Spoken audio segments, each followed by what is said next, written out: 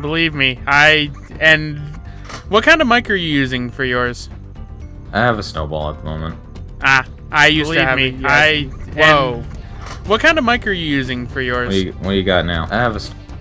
I have the stream up on my computer so I can see the chat, and there was sound going off, so I ended up hearing an echo.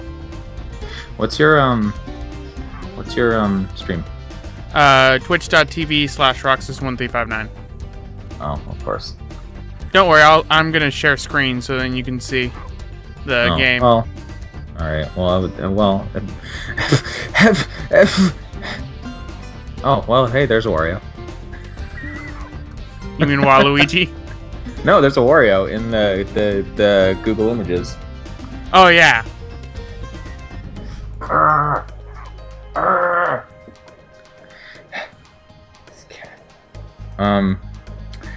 I probably won't.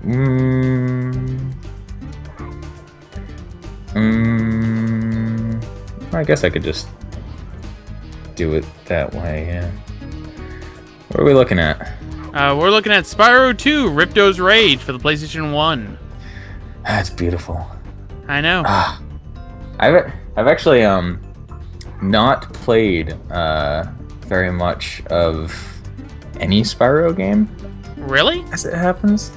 Yeah, because I like the PlayStation games that I grew up with were like Final Fantasy, and my best friend had Crash Bandicoot, Spyro, that kind of stuff, but I never had those myself, so I didn't actually play a lot of them when I was younger. So this is probably going to be entirely new for me. Alright, so hopefully I can sell you on it, and then you can go and play some of the Spyro stuff. Okay, I finally got the cat to leave, so I'm gonna go close my door. Okay.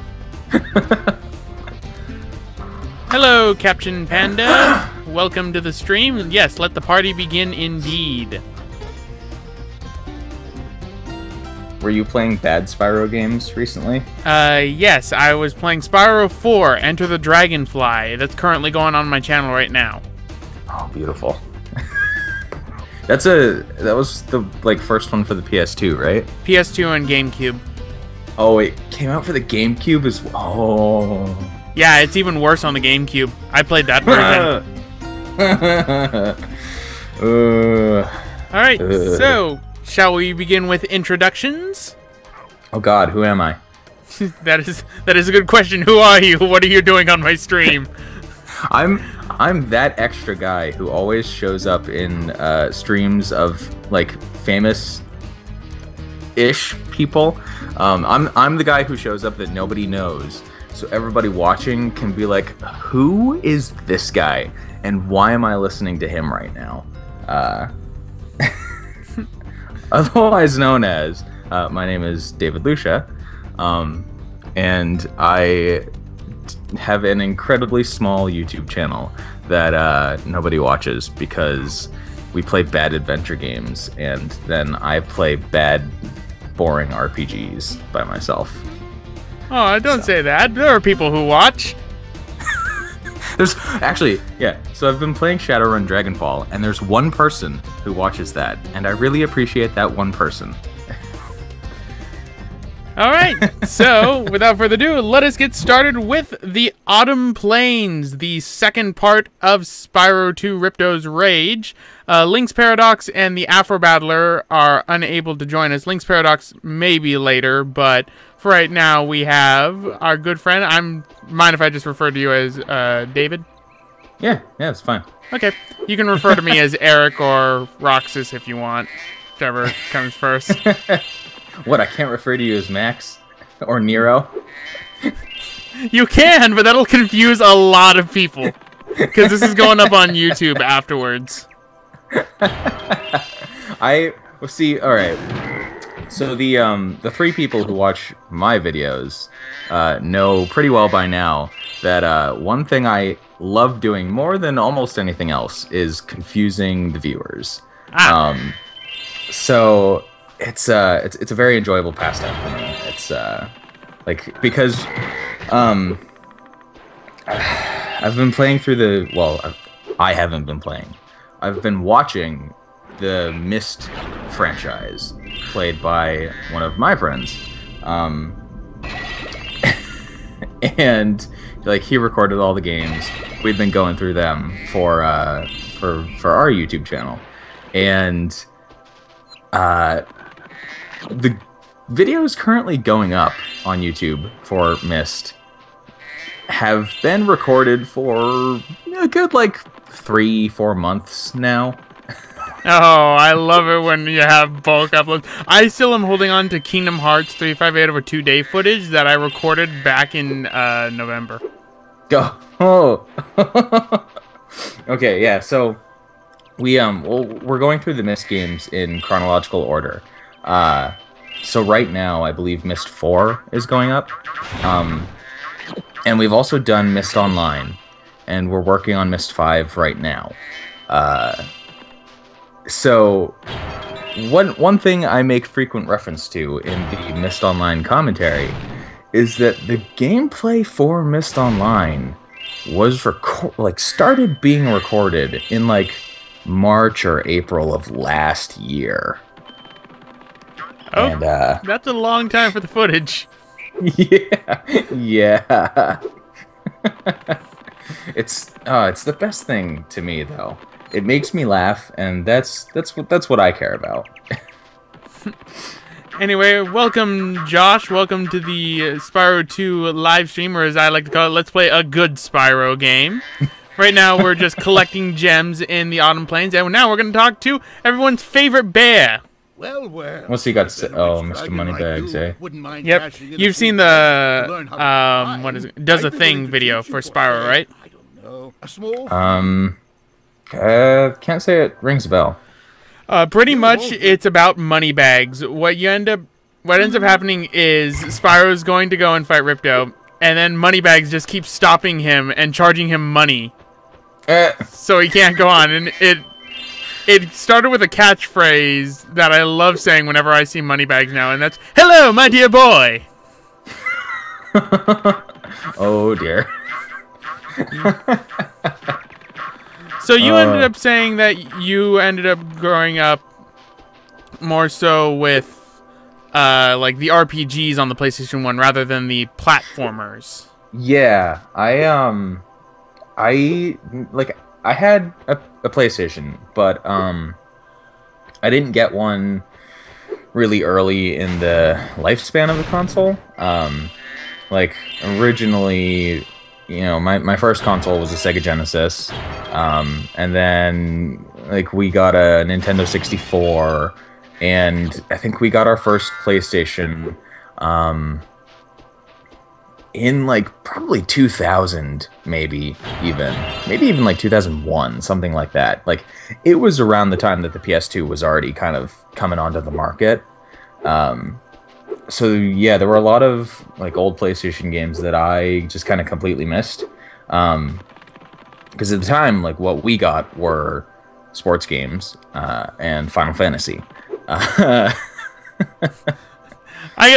Final Fantasy I can understand. The sports games, it just seems kind of odd because I'm not really a big sports games person. I never have been.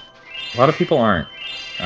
Actually, I really dug sports games when I was younger. I played a lot of hockey and football, American football, just in case there are any British people who are watching. You mean Sass? I don't know if he watches my stuff. I don't think he does. But yeah, I like the only time I ever got to play like Crash Bandicoot or Spyro was like when I was hanging out with my best friend, because he had the games, but I didn't. So yeah, I've never seen where we are right now. Well, pretty much to give you a plot synopsis, Spyro, this takes place like directly after Spyro 1. Spyro wants to go on a vacation because he hasn't been on a vacation for a while and the weather where he's at sucks. So I'm going to assume that it's in London. It's good enough reason as any, you know. And pretty much what happens is he gets teleported to a brand new world called Avalar that's under siege by a tyrannical ruler known as Ripto. Yep. When Ripto's not in charge, Moneybags is in charge. So, still tyranny both times. You know, Mr. Moneybags. Jeez. Always Jeez. Mr. Moneybags.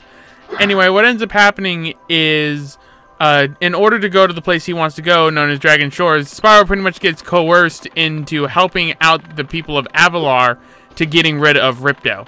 What I did in the last stream was I got rid of one of Ripto's henchmen, known as Crush. And in this episode, hopefully, we'll get rid of Gulp. Yeah. Yes, those names are indeed their names. It's still better writing than a lot of old school platformers had. In that it has writing. That is a good point. Insomniac, I think, have always been pretty good with like single player games. It's when they get into multiplayer that they have the hardest time. Now you just made me sad again because I was just thinking about that Fuse game. Yeah.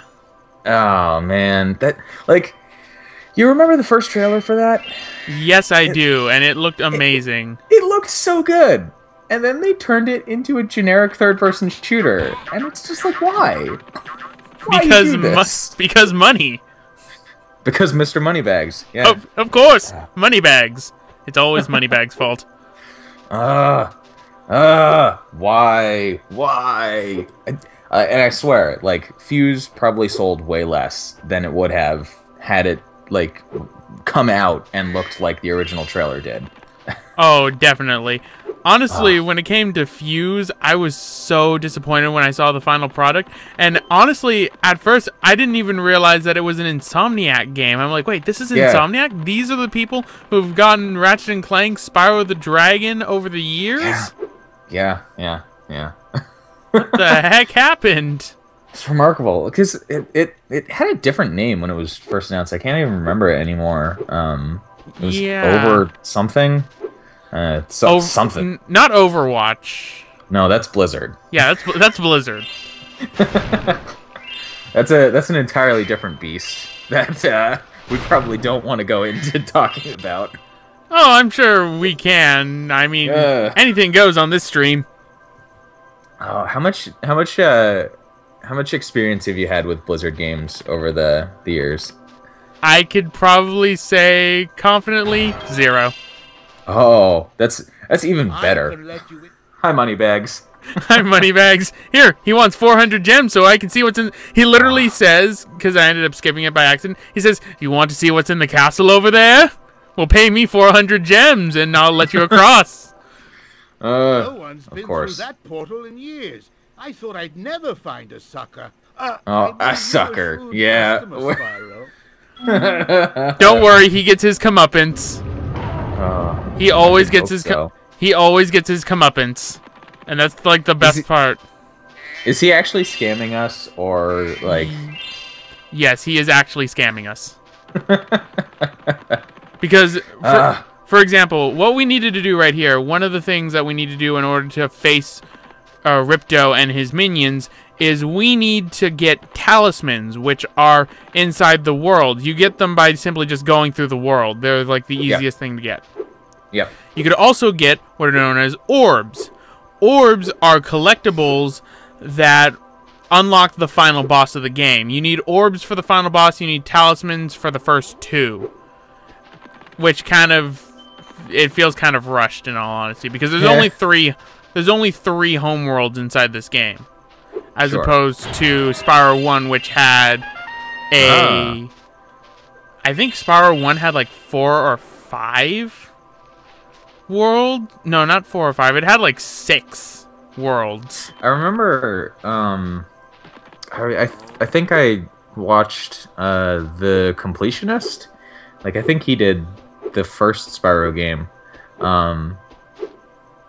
Because if I remember correctly, like, that game had so many things you had to, like, collect to get, like, 100% completion rate. Yeah, you did. You had to get dragon eggs, you had to get treasure, you had to get the dragons themselves. In this game, it's sort of similar, but not entirely. I mean, you still have to do quite a bit of stuff, but the game goes by a lot faster than Spyro 1, if you ask me. And hello, Moneybags! Legend has it He's that back there was a again. portal to Zephyr Jeez. here. And legend also has it that I know how to activate it. Furthermore, as I recall, the Zephyr? legend mentions What is- something what about is the Zephyr? activating Zephyr is a war-torn world.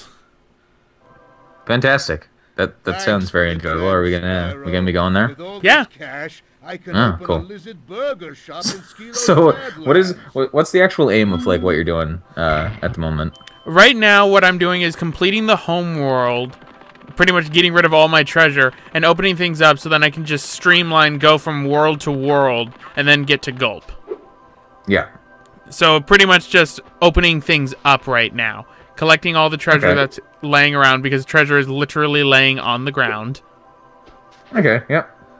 And then just making sure that everything works out. We have to go and see Moneybags one more time. Oh God. He's gonna skimp you out of all your money, isn't he? He skimped me out of all my money in the first part. I've never run into zero treasure before, but inside this game, in the last part for the stream, I actually did. And that was a first for me. So, here he is again. I would love to let you Moneybags. enter the Speedway free of charge, Spyro. Love to. I'd love to Unfortunately, let you enter the Speedway rules free require of me to charge a charge. small fee. But at least this time, it's literally a small fee of only 100. Oh, it's such a bargain. Chosen Such wisely. a I bargain. bet a quick Oh, dragon like hello, you will Arrow get your money back in no Steam. time. Welcome to the stream. Yes, Crush has been defeated. He was defeated in the last stream, which I did last week, which I like to call the Smut stream. Want to hear the story behind that one? I'm not sure. This sounds entirely too unwholesome for my childlike innocence. Are you sure? It's very saucy. Go for it. All right, so last week I had my good friends, the Afro Battler and LynxParadox on. Yeah. And it was also the Afro Battler's first time that he had ever seen really a Spyro game. He'd never even really seen them before. So, one of the characters that's in this game is known as Hunter the Cheetah. And he pretty much has a permanent grin on his face, to which my friend pointed out, hey, that looks like the Joker. So, pretty much I told him, okay, why don't you go and look up what he looks like in the fourth Spyro game, because the fourth Spyro game has terrible model quality. Like, it makes these games look like a godsend for graphics. And they were using Bing. And Bing's related searches had it be nothing but Rule 34 Spyro stuff. And did you mean this? Did you mean this? Did you mean this? One thing led to another, and eventually they ended up on a porn site looking up Let's Plays that were being uploaded on there. Wait, what? Wait, okay, so I've heard I've heard some news stories about how like what was it, Fallout 4 was like getting uploaded to Pornhub or something. Like videos of Fallout 4. I mean, not the actual game. Yeah. That would be hilarious, but just go to Pornhub. You can download Fallout 4 for free. Like, watch a few videos. They'll give you your download. Oh God, that'd be perfect. That's Bethesda's new marketing strategy, of course. You know. Well, I mean, look at Bayonetta 2. It was in a Playboy. Oh. Anyway, they were looking up to see like if there are any Let's Plays on there, and they found just like Minecraft Let's Plays and a Let's Play of Sonic Adventure. Of course. Oh. Were they still on like a furry site, or was it just like a generic like kind of porn site? No, they were on Pornhub, I think. I know I suck at Dark Souls. Don't worry. He will always remind you. That's that's why like I've been talking about today, actually, like that's why I want to record Dark Souls 3, because the pain that everyone else would feel upon watching my prowess with that game would be just phenomenal. Just that's always the best part, though, when you fail, because then everyone else loves it. It's with Dark Souls, it's like there's a middle ground, because like people who watch playthroughs of Dark Souls get very, very mad when the playthrough of Dark Souls doesn't go a particular way. Okay, so they pretty much whine. People, it's not even like it transcends whining and goes straight into like I don't want to say it's like backseat gaming, but in a manner of speaking, it's backseat gaming. Yeah, it's like because everyone who watches playthroughs of Dark Souls is like a Dark Souls savant, but everyone who plays Dark Souls for recording purposes is really bad at it. Except, of course, Aerosteam there, who was playing the optimal way. You guys can watch a playthrough of Dark Souls on our YouTube channel, Lack the Neck. Yeah, I was wondering. No, you can plug. I don't care. That's the whole point. I brought you on because I want you to get more traffic. Yeah, Aerosteam in the chat there recorded Dark Souls and was a co-commentator for it, and it was a good playthrough. Like, it was way better than if I had tried to record the game, because like when we started playing Dark Souls, I had never actually beaten Dark Souls. If it's any consolation, I've never really even played Dark Souls besides a little bit of it. Oh, it's such a good game. Like, I hear that, but at the same time, I don't. It sounds like a game I'd get frustrated in. It's a pretty easy game to get. It is a pretty easy game to get frustrated. It depends on. It depends on the kind of way that you play and enjoy games, I guess. Because I've also been playing a lot of Darkest Dungeon lately, and that's a very similar type of game, in the way that it's like design is meant to be. Because it's a game that just wants the player to know that they can just get crushed at any time. So pretty much it just crushes all hope and spirit. Yes, basically. Good to know. But at the same time, it's like the games are never unfair about how they. Well, okay, I won't say never unfair. Bed of Chaos is a really bad boss fight.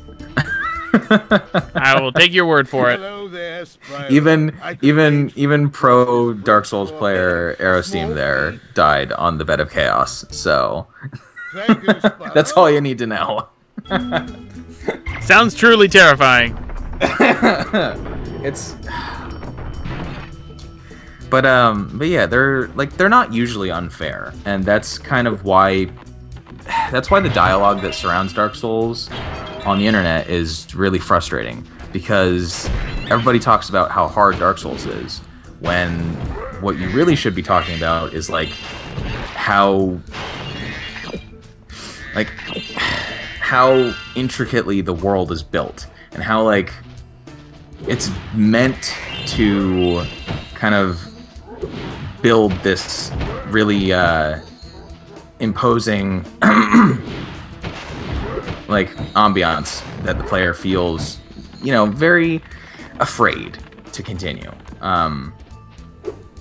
Makes sense. Like that's the whole point of the game. That's the whole point of the game, is like it builds this atmosphere, and that's why a lot of people really like it. I think is because it does this like atmospheric world building so much better than a lot of other games have in past 5-10 years.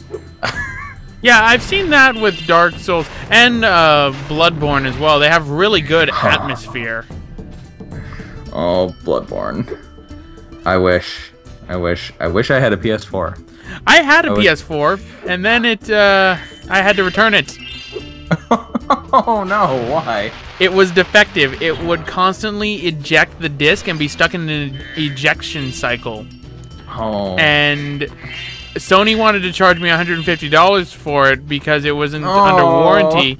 So I ended up deciding, okay, let us go and return it, because I bought it from Best Buy, and it's been a week. So now I have 5 PS4 games I can't play. Oh, jeez. Oof. That stings me. Stings me right in the feels. Like, what games do you have? One Piece, Pirate Warriors 3, because I like One Piece a lot. Sure. I got Fallout. Sure. I got Gravity Rush Remastered. Oh. I already had it on the Vita. I got it for like $1 on the Vita, but I wanted to play the PS4 version. What else did I end up getting? I can't see my game collection with where I'm going right now. Hold on, let me see. Well, no, that's fine. All right, Infamous Second Son. Got that for $20. And then I got Knack just because I want to try it. Sure. I mean, I heard Knack wasn't the best game ever, but I mean, in all honesty, I've played some pretty bad games beforehand, so it can't be worse than what I've played. It's not a bad game. Yeah, like the thing about Knack is that it's a serviceable game, and then it's slightly elevated if you have nostalgia for like late 90s, platform for Mark Cerny's games. Crawlers. Yeah. Like it's not a bad game. It just really suffers from being a launch title. Yeah. In all honesty, though, Crash Bandicoot 1 hasn't compared to like 2 and 3 isn't really the best one either. So I look at it that way. If we ever do get a Knack 2, which apparently Knack does build up to doing a sequel, then maybe Knack 2 will be just like hit that golden button that Crash Bandicoot 2 or Spyro 2 did. This is the thing. It's like a lot of people will.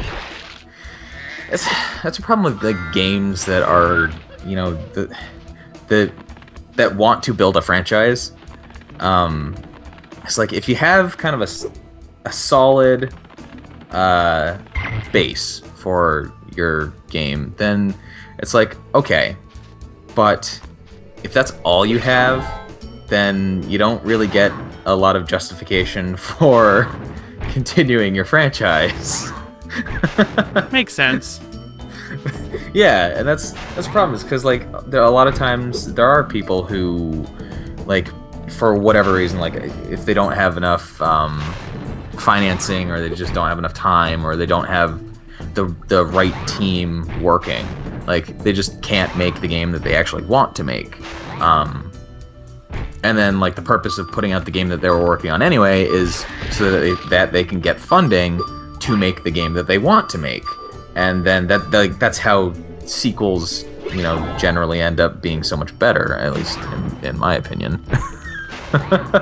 It makes sense. Some people, though, one thing I don't like is when it builds up to a sequel that never happens. The Order 1886. I've heard stories about that. I was more talking about Mega Man Legends 3. Oh, well, that's Capcom's fault. You like... I still cry. Like, you have no idea. I am, like, the biggest Mega Man Legends fan. And it just...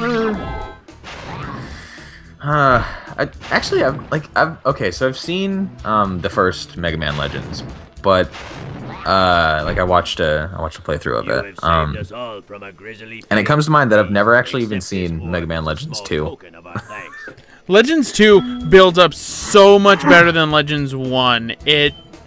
Story's not really as good. I think Legends 1 had the better story, but Sure. the atmosphere, the gameplay is refined. Everything just plays better.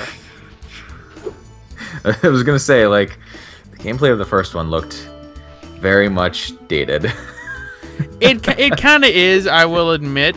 It shares similar gameplay, but part of the problem also is because the first game doesn't have control stick support. It only has D-pad because it came out in '97 originally. Yeah. Didn't Thanks, Spyro. Didn't it get, like, re-released or something as Mega Man 64? Or, like, yes, weren't those the same game? They were the same game, but Mega Man 64 is the inferior one. It has frame rate problems. I actually did a comparison video because I have all 3 versions of Mega Man Legends 1. Well, I'm not counting the PC one, but Oh. I ended up getting all of them because I wanted to see what the differences were. The PSP version runs at 60 frames per second, very nice, but the only problem is it was only released in Japan. Oof. The PS1 version is the definitive version, I believe, because the PS1... That's the one most people know. Yeah, it's the one that it was originally released for. It's the one that people mostly know, and it just works better, in my opinion. Mega Man 64, I find to be the inferior version because it ends up... What was it called? Oh, let's see if I can make this. I'm not going to make this. I barely made it. Okay. Mega Man 64 was just a rush job. It actually uses the... Well, that was my fault. Oh. I ran out of sparks. I was gonna say, actually, like, not to cut you off from Mega Man talk. You're doing much better at talking while playing than I ever do. I was just recording a game today, and boy, I scrubbed out real hard in some sections. It just takes practice, really. That's all it takes. Because remember, I've been doing this for nearly 4 years now. Oh gosh. Yeah, I've been doing this for quite a long time. I started when I finished high school, and that's when I first got my Dazzle DVC 100 capture card with my laptop. I recorded projects with that until I got to Luigi's Mansion. Then I got my desktop, and then I got my first HD capture card. Realized that thing was kind of a piece of shit in hindsight compared to the one that I have now. And then I just recently upgraded to an internal capture card, which is why you're able to see this in real time.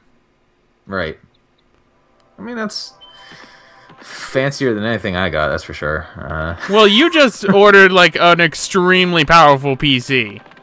Like, I am jealous of your PC. I am jealous. It hasn't arrived yet, so there's no call to be jealous until next week. That's when my new PS4 comes in, because I've managed to find another PS4. I managed to find the Uncharted bundle for $323 for a brand new one. Oh, that's not too bad. So I got that money, and like, I was thinking, like, literally, like, probably the day before I got that money, or like a couple days before, what actually happened is, okay, waving around my really absurdly cushy condition for a moment, I have 2 laptops, and I record on one that is now 5 years old, and then I have a second one that is 7 years old. So what ended up happening was, like, a couple days before I got the money that I ended up using for my desktop that has not arrived yet, the power brick for my 7-year-old laptop died. Yeah.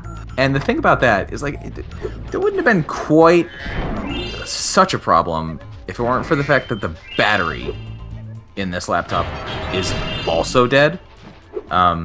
So right now I'm borrowing a power brick from one of my dad's laptops, and I'm just using that to keep this laptop like alive until I get the desktop. I know how that's like.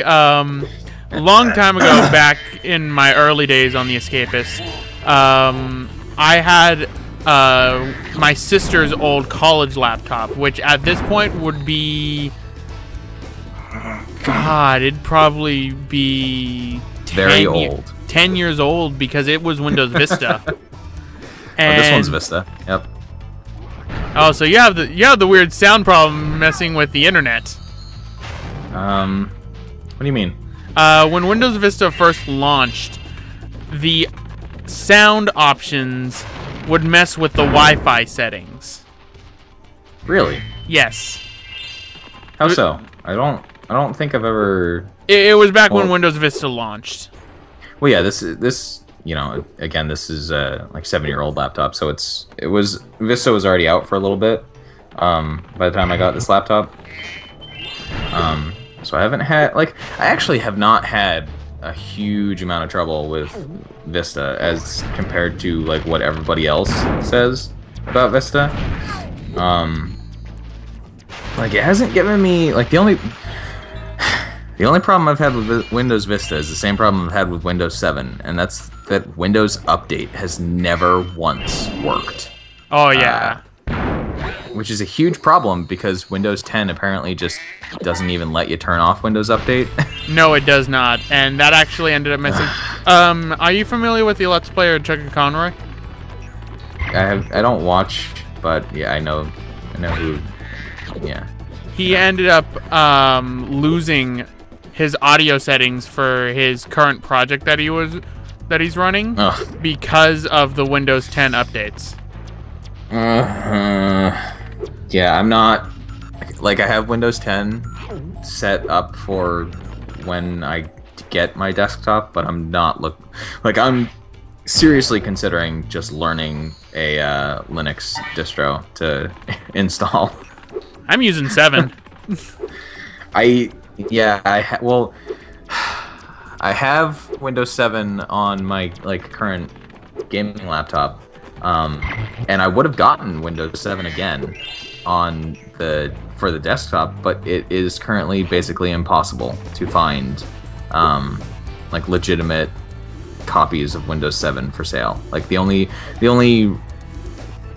legal, I guess, quote unquote, way to get Windows 7 anymore is in OEM distributions. Yeah, Windows 7. Like, I like Windows 7. I would continue to use, I'm going to keep Windows 7 on my laptop, and I would put it on my desktop if I could, but can't. Problems because of the... Yeah, I mean, I got lucky because I have a boot disk for it, because I bought my desktop back when Windows 8 was still new, but Windows 7 was still extremely popular. So I was able to... I have a boot disk of Windows 7 Home Premium with an activation key that's legit that I can use as many times as I want. Oh, that would be so lovely. See, part of the other reason is because, my dad works for the state of California, so he's able to get $15 operating systems. They're one-time use, which is what I used for Windows 7 Ultimate on my laptop. Yep. Don't ask me why I'm running Windows 7 Ultimate on my laptop. For science purposes. That's the only explanation you need. Of course, science. What can go wrong with science? It blinds people. My dad works for the state of Vermont, but there's probably a difference there. Yeah, my dad works for university. Oh, okay. Yeah. He works for San Diego State University, where I go. My dad just works as a computer programmer, actually. So I mean, so I've been around computers my whole life as well. Oh, you see, my dad's a carpenter, so he knows computers. Like, he learns computers pretty fast. It's my mother that has a hard time learning computers. Yeah, it's I love interacting with people who have a difficult time understanding computers. Like, there's actually a shocking number of people around like my age who have a tough time with computers, and I just don't understand how that could even happen anymore, you know? I have to agree with how prevalent computers are nowadays. You'd think people would easily be able to understand them now, but then again, some people just are incapable of it. It's like I mean, I guess obviously not everybody is gonna have the same, hobbies as I do. So, there are of course people who don't spend a lot of time messing around with computers. But even still, it's just like, it's not nearly as...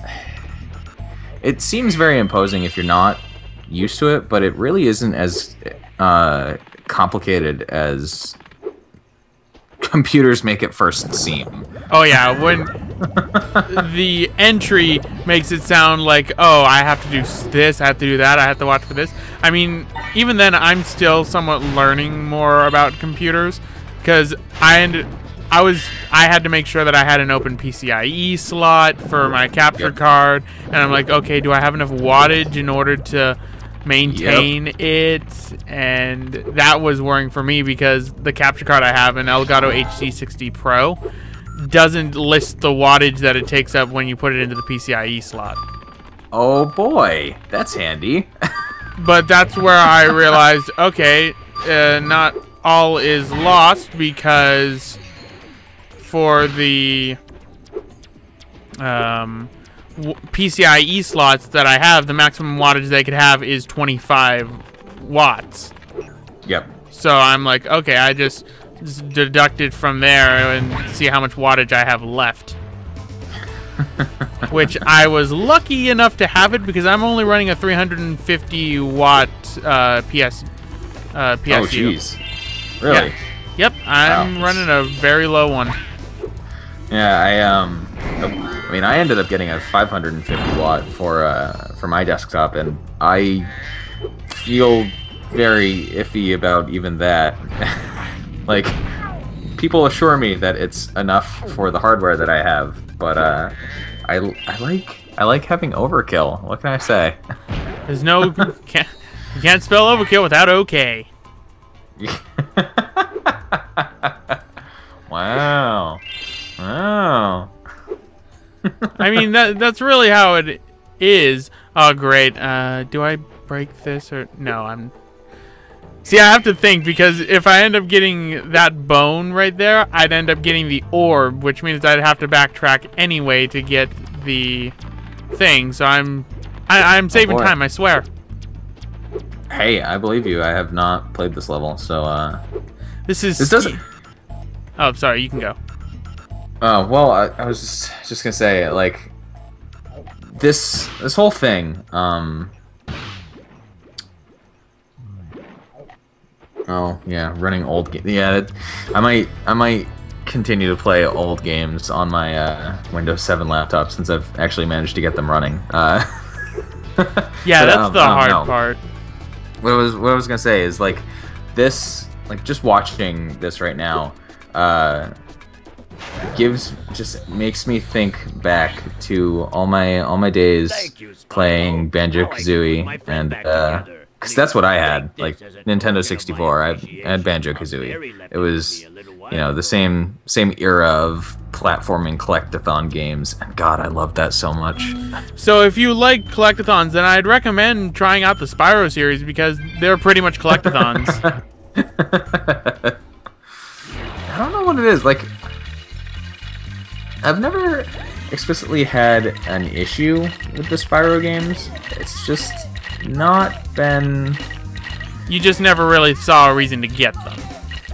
Yeah, like I've played a little bit of them, but like every time I do play them, I'm left feeling like, this is pretty cool. But then I just get distracted by other games. Yeah, that's usually like, how it is. Yeah. But one thing I am so excited for, in the same vein of games, is of course ukulele. Oh yeah, definitely ukulele. I really wish. Go ahead. I don't know anyone who isn't excited about ukulele. Oh. I can imagine people who don't care about the collectathons. Platforming collectathon style game, because there are actually a lot, like, even looking back at like Mario 64, there are a lot of people who will look at that kind of stuff now today and be like, these games are kind of trash actually, and I'm just like, I still love them, the ones I played, at least. Yeah, that's where it really comes in. Do you still love them or not? I mean, the what is it called? The Spyro series has always been a series that I've loved because it's just been one that I grew up with. So there is nostalgia there, but at the same time, these games do hold up, which not many games can say. That's the thing too about it, is like there's a bit of how, like, what level your tolerance is for older games, but there's also kind of a bit of like how well they were designed in the first place. Because there's actually an old first-person shooter that I got a couple months back. It was let's see. It's an old God, I don't even. It was re-released by a publisher called Retroism, who have been actually just taking a whole bunch of like really old games and releasing them like updated for modern OS support, and like releasing them on Steam and stuff. And this is a shooter, like this is a first-person shooter called Eradicator, which was apparently developed by a company called Accolade Inc. Accolade. Yeah, like, they're a name that people are probably gonna know, at least vaguely. But it's like, I've been searching for a first-person shooter that gave me the same kind of feeling that, what just happened there? I got lost. I couldn't find the person who was going to get eaten by the raptor, and then I fell down a pit. And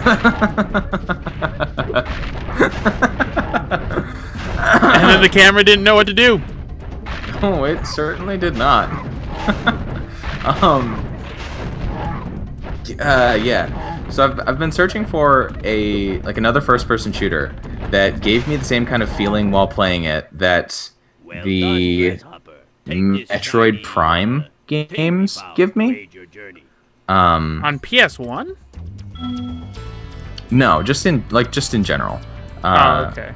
Although, having said that, there is a game. There's a first-person shooter on the original PlayStation. Are you ready for another challenge? Which has, I can't remember exactly what it's called. It's like some weird name, but it has a different version that was released on PC that was like almost a completely different game. Well, those are always the best ones. Yeah, and the PS1 version of the game apparently has like really wide, like really massive interconnected levels and all this kind of like just weird stuff that other games at the time couldn't even have thought of doing. But but no, they're Eradicator is like it's a really old like Doom style first person shooter, and like you hear that and like you see kind of like screenshots of it and you're like, well, how could this possibly be like anything other than Doom clone? Because it was released 3 years after the original Doom, and it was released like 1 year after Star Wars Dark Forces. And like the thing that's really captured me about Eradicator is that it has almost like a puzzle like aspect to how the combat of the game actually works, because it doesn't like throw you into waves of enemies like Doom does, and a lot of the enemies actually are like stationary turrets and stuff like that, in fact. So you like you're spending way more time exploring the environment than you are actually like just fighting enemies, and that's the kind of thing that I really love.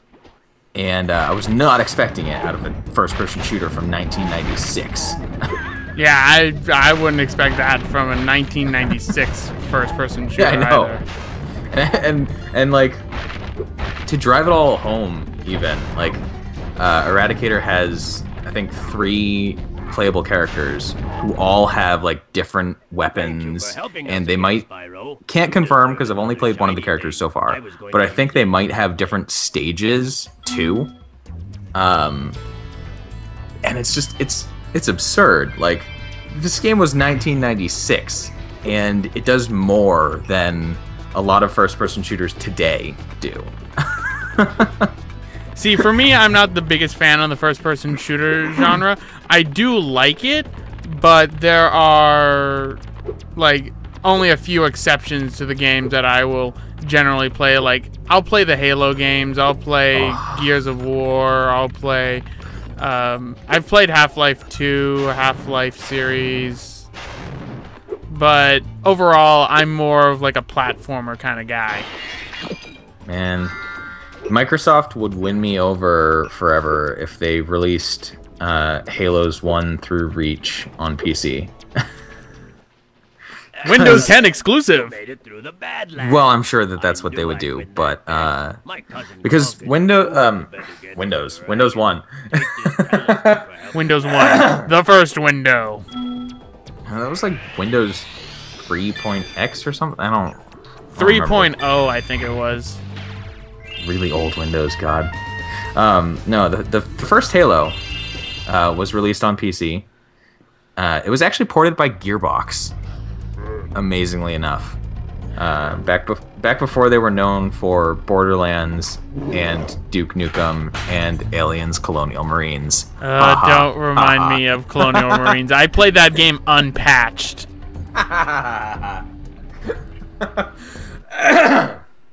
But no, Gearbox did the PC port of Halo, and it's actually not that bad. Like, the biggest problem with the PC port of Halo is just the fact that it natively has a really low field of view, but you can get a program that lets you, like, tweak the field of view to your liking.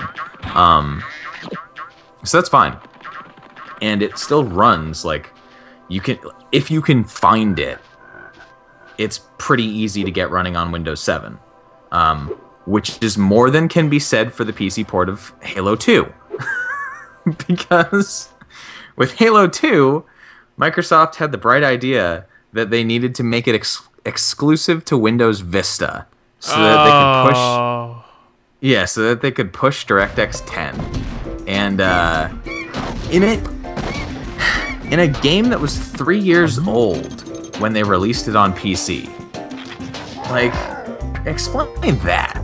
First of all, it was not a DirectX 10 game, but they like shoehorned in DirectX 10 features and tried to and just locked it down to Windows Vista. And so there are workarounds to get it running on like XP and 7, but they are so incredibly like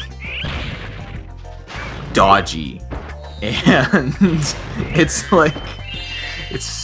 really, really complicated and frustrating. And sometimes you just occasionally get a little bug that locks you out of playing the game again, and you have to like reinstall everything because you have to use like a very, very specific. Because funny enough, so you remember Games for Windows Live? Oh, do I? Yeah. So they tried shackling Halo 2 to Games for Windows Live as well. Before Games for Windows Live became the DRM platform that people mostly know it for, which creates a very unique set of issues specific to Halo 2, which is that if you have a version, like, you need Games for Windows Live installed to play Halo 2. But if you have a version of Games for Windows Live that's too new, it will break Halo 2, and you will not be able to launch it. Oh my goodness. Anyway, to go into the chat real quick. Hello, NaderMark20. Welcome to the Spyro 2 live stream with my good friend David here. Hello. I don't know. I recognize the other names. I don't recognize yours. I'm sorry. Dan Cannon just ain't working for me. We got Sergeant Tub. You can blast that bird, Oh, soldier. Sergeant Tub. Jump up here and give Dang, me a Cannon just ain't working. I know. Looks like he would have that kind of an accent, doesn't he? He You're not does. gonna shoot him, are you? I can't. I don't think I can. Can I? Yes, I can, but he has. He has no hit animation. He's invincible to his own cannon. That bird wasn't.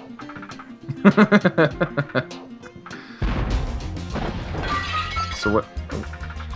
Hello, Nadermark. So who is Nadermark? Nadermark is one of my subscribers. He shows up on my streams as well.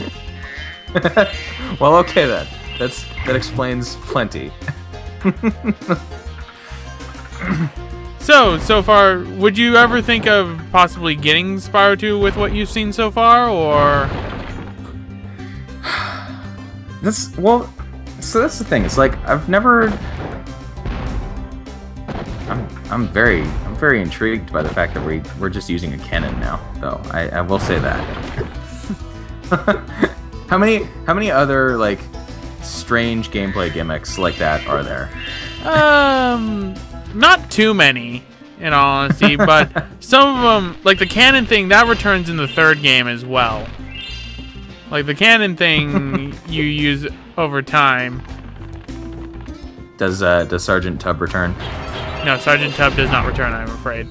Oh, that's a shame. It's actually funny because this is the world I was telling you about that's currently at war with another world inside here. Of course. They're both inside the same ones. And I think I can't do all of this world. I think I screwed up. I think I was supposed to go to Gear Harbor first. Uh-oh. But I just decided, let's go to Zephyr. Because that sounds cooler. Can't you, like, retroactively fix that? Yeah, I could go to the other world. Because you can hit the start button and you can exit a level at any time you want. Sure. And all the progress that you have in that level is automatically saved no matter what. Like, any gems you've picked up is automatically saved. Oh, thank Christ for that. The biggest problem with Banjo-Kazooie is that if you die or, like, anything like that, all of the notes you collected are just removed. Well, for the completion. For the N64 version, they actually fixed that for the 360 version. Yeah, they did. Which is thankful. Like, you know what? Actually, that's another thing. If Microsoft released the Banjo games for PC, just release Replay. Let's just say that. Well, no, I mean, yeah, like Banjo's the only rare games that I really care about. But you know, it's fair enough. But oh boy, it'd be worth it also to see the rage at Battletoads renewed. Actually. All right, Battletoads is on there, isn't it? Yeah. I completely forgot about that. I just remember that like Conker's on there. That Jet Force Gemini's on there. That Perfect Dark's on there. Oh, actually, Jet Force Gemini with a decent control scheme would be nice as well, actually. It's really one of the only reasons why I would ever think of getting an Xbox One. I mean, there's really no reason for me to get an Xbox One once I get a PS4, which I will be getting, Josh. Sorry I never answered you. I would say, just going back a little bit, Bloodborne, it does seem like, obviously I haven't played it myself, but I've watched the entire thing. I would say that Bloodborne seems far less frustrating overall as compared to Dark Souls, because it encourages the player to be more aggressive rather than how like Dark Souls encourages defensive playing. So like in Bloodborne, you're basically constantly being told to get right up in the enemy's face, and that's something that a lot of people who aren't used to Dark Souls kind of gameplay can get into a little bit easier, because it's a little bit more akin to how other like action games kind of play. Okay. And also the world design of Bloodborne is just so good. Yeah, that I've heard constantly. It's so good. Like, I don't want to just go on and on and on about completely unrelated things, but if you're a person who's interested in seeing if you're interested in like world design and how things like narrative are integrated into world development and like level design and stuff in video games, you really should, like, you owe it to yourself to check out Bloodborne, because it is one of the pinnacles of like good world design in video games. It's that good. I will take your word for it while I get these cowlets. Yeah, what are we doing with? Are we like hurting them or something? Yeah, we got they've gotten that's Little Bo Peep right there. That blob is Little Bo Peep. Oh, geez. And she's lost her cowlets. I can see the resemblance. All right, now let's try and see if I can get this up here, because I've done What are we gonna get for this? An orb. Oh, okay.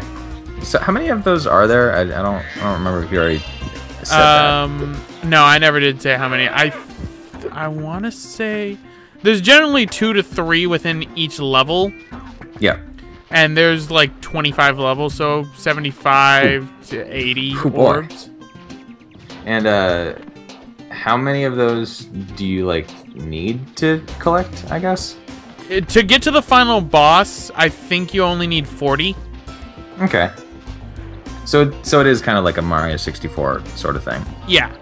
You don't need to get everything. If you get everything, you get a Super Flame power-up, which turns all your flame breath into giant fireballs. I did hear about that. Kind of disappointing. Yeah, that's the one thing about like Rare collectathons, is that like, man, Rare was so good at making games, but they were so bad at like pacing them. Yeah, I can definitely agree with that. Did you ever play Donkey Kong 64? No, but I do own it.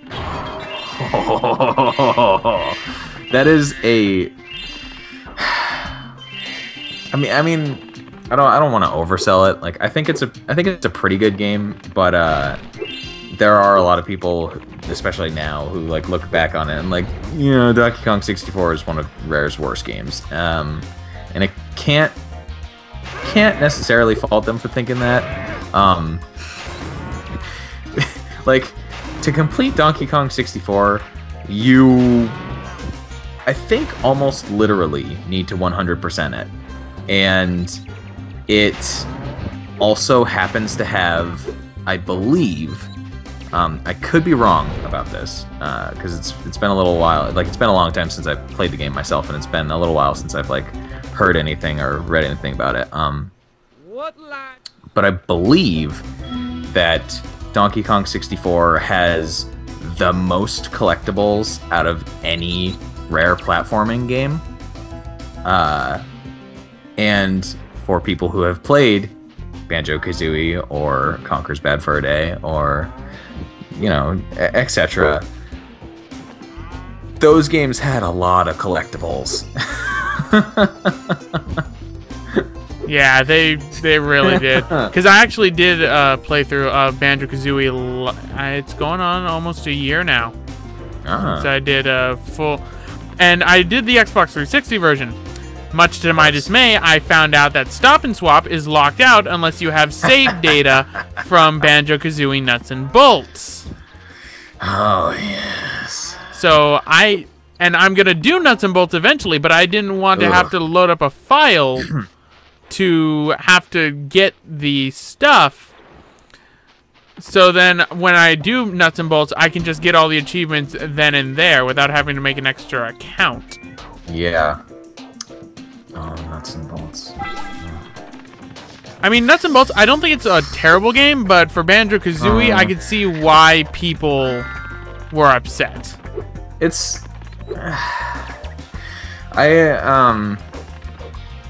people who, like, know me, particularly from The Escapist, will know my history with Final Fantasy. And might remember my strong opinions on the subject of Final Fantasy 13. And like at the end of the day, I kind of come down to the same end opinion on like Final Fantasy 13 and Banjo-Kazooie and Nuts and Bolts, which is that they're not bad games, but they would have been better games had they not been associated with the franchises that they got branded with. So then let me ask this question then. Your opinions on Federation Force? Oh geez, which one's that again? That's the Metroid Prime one for the 3DS. Right.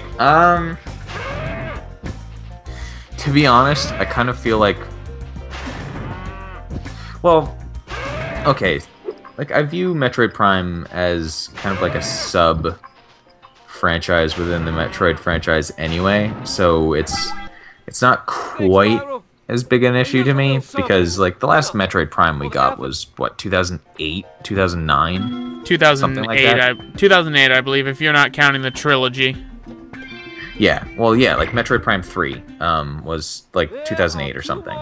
And then they had Mother, which really, let's just skip right on past that.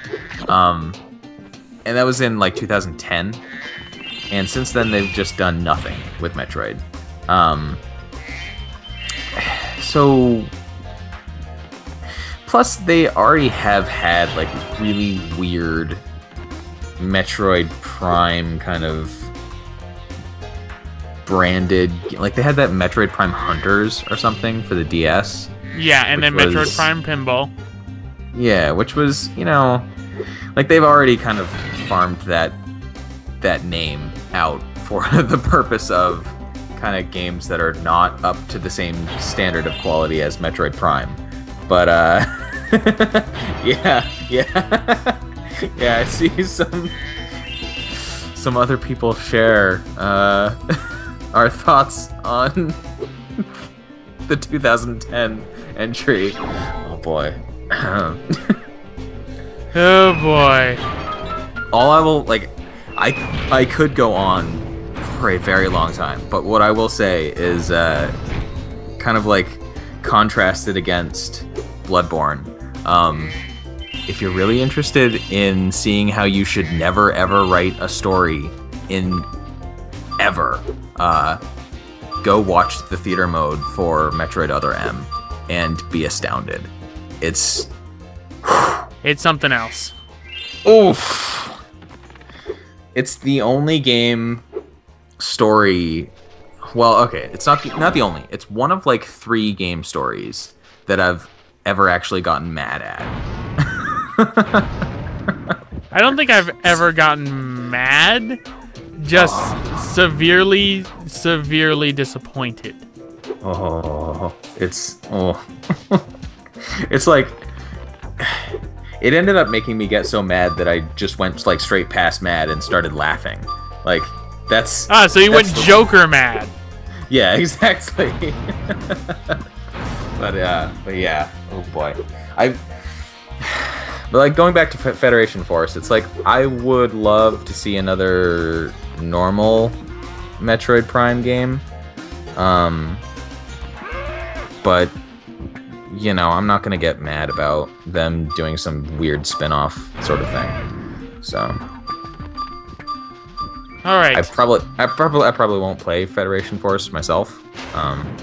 But you know, I might check out Federation Force, if only because it's by the same people who did Luigi's Mansion Dark Moon. Ah. Well, you know. Well, I am impressed. You Oh, got all 7 hello, balls LynxParadox. Do you want in on this call? Would you be alright if my friend LynxParadox joins us? I mean, what do I care? I'm just along for the ride. I just kidnapped you. Exactly. You did the same thing to me that I did to Aerosteam for our playthrough of Dark Souls. So We all have like minds. We all do the same thing. yeah, exactly. It's like if you need somebody to like co-commentate or whatever, you literally just kidnap them. Like that's how it works now. So. All right, so LynxParadox is going to join us after he eats. But for right now we get an annoying bean puzzle. That sounds phenomenal. Oh, it is phenomenal. Phenomenally annoying. Would you care to explain further for inquiring minds who have not played this game? Pretty much, this person right here is the professor. Spyro, my boy. You're not getting your that pants back. bean, I mean, seed, for you in here somewhere. Did he take your pants? Why don't you plant it in the We don't ground talk and about see what happens. grows? I see. Ain't If you're really curious, you can find Dark Souls. Let's Inflict Dark Souls. That should give you the proper video series, because all of our video series tend to be tagged with Let's Inflict yada yada. It was a fun little Project. thematic element we came up with to come as like a recurring thingamajigger, because the whole prospect that started the channel in the first place was that Spencer had a really bad / really great adventure game that he wanted to show to literally anybody, and I was like, hey, pick me. And then a friendship was born. Yeah, now actually almost literally a year later, because we started that at the end of March last year. So yeah. Ah, yes, March Madness. You remember those times on The Escapist? Whatever. Oh god. I don't want to get into that. Brings up PTSD. Oh no. It's not specifically March Madness. It's just The influx of users. oh, man. When was the last? Like, did they have a March Madness last year? I don't think they know. did. I don't think they did, because I wasn't there. I left The Escapist for a time because there were problems I was having with the forums. Well, I mean, And so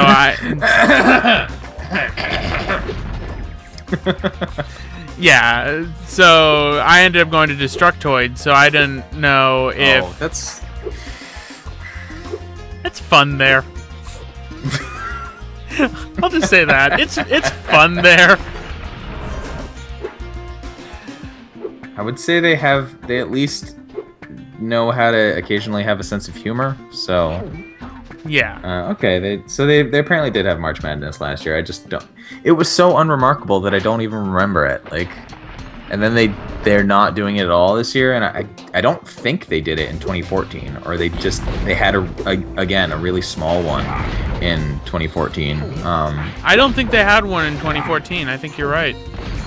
Yeah, and it is really kind of strange because like I can remember, like I originally joined the Escapist forums back in 2011, and I can remember the flame wars that were lit in March Madness of 2012. Like, oh, that was the one with Zango, wasn't it? That was a big one. That I remember. And like 2012 in general was just the end of 2011 and like beginning of 2012 was really just a big time for the forums there in general, because they had Dragon Age 2 with Greg Tito's 5 out of 5. Oh, that was great. They never let him live that one down. No. And then they had like two much lesser degrees, but still kind of really like upsetting the forums. Like they had DMC and Diablo 3, and then of course the event that we don't talk about. Oh yeah. There was another BioWare game. I wonder if anybody remembers it. That one didn't shut up for years. It's still like. Wait, is it still a thing? You bring that up, and it will still bring up like huge flame wars. Wow. There are still people who are vehemently angry about and very, very, very adamant about their positions on that game. Well, that's just how some users are. They're just very adamant about their stances on things. It's hilarious though. Like, there is of course a relatively popular podcast that I listen to by one Jim Sterling, who people who are regular users of The Escapist might potentially know.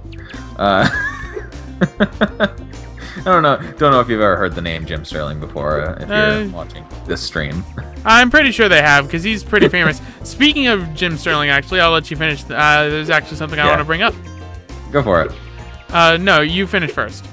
Oh, well, I was just gonna say, he does a podcast with two of his friends, Laura, Kate, and Gavin Dunn. Gavin was also a user of the Escapist forums for a very long time.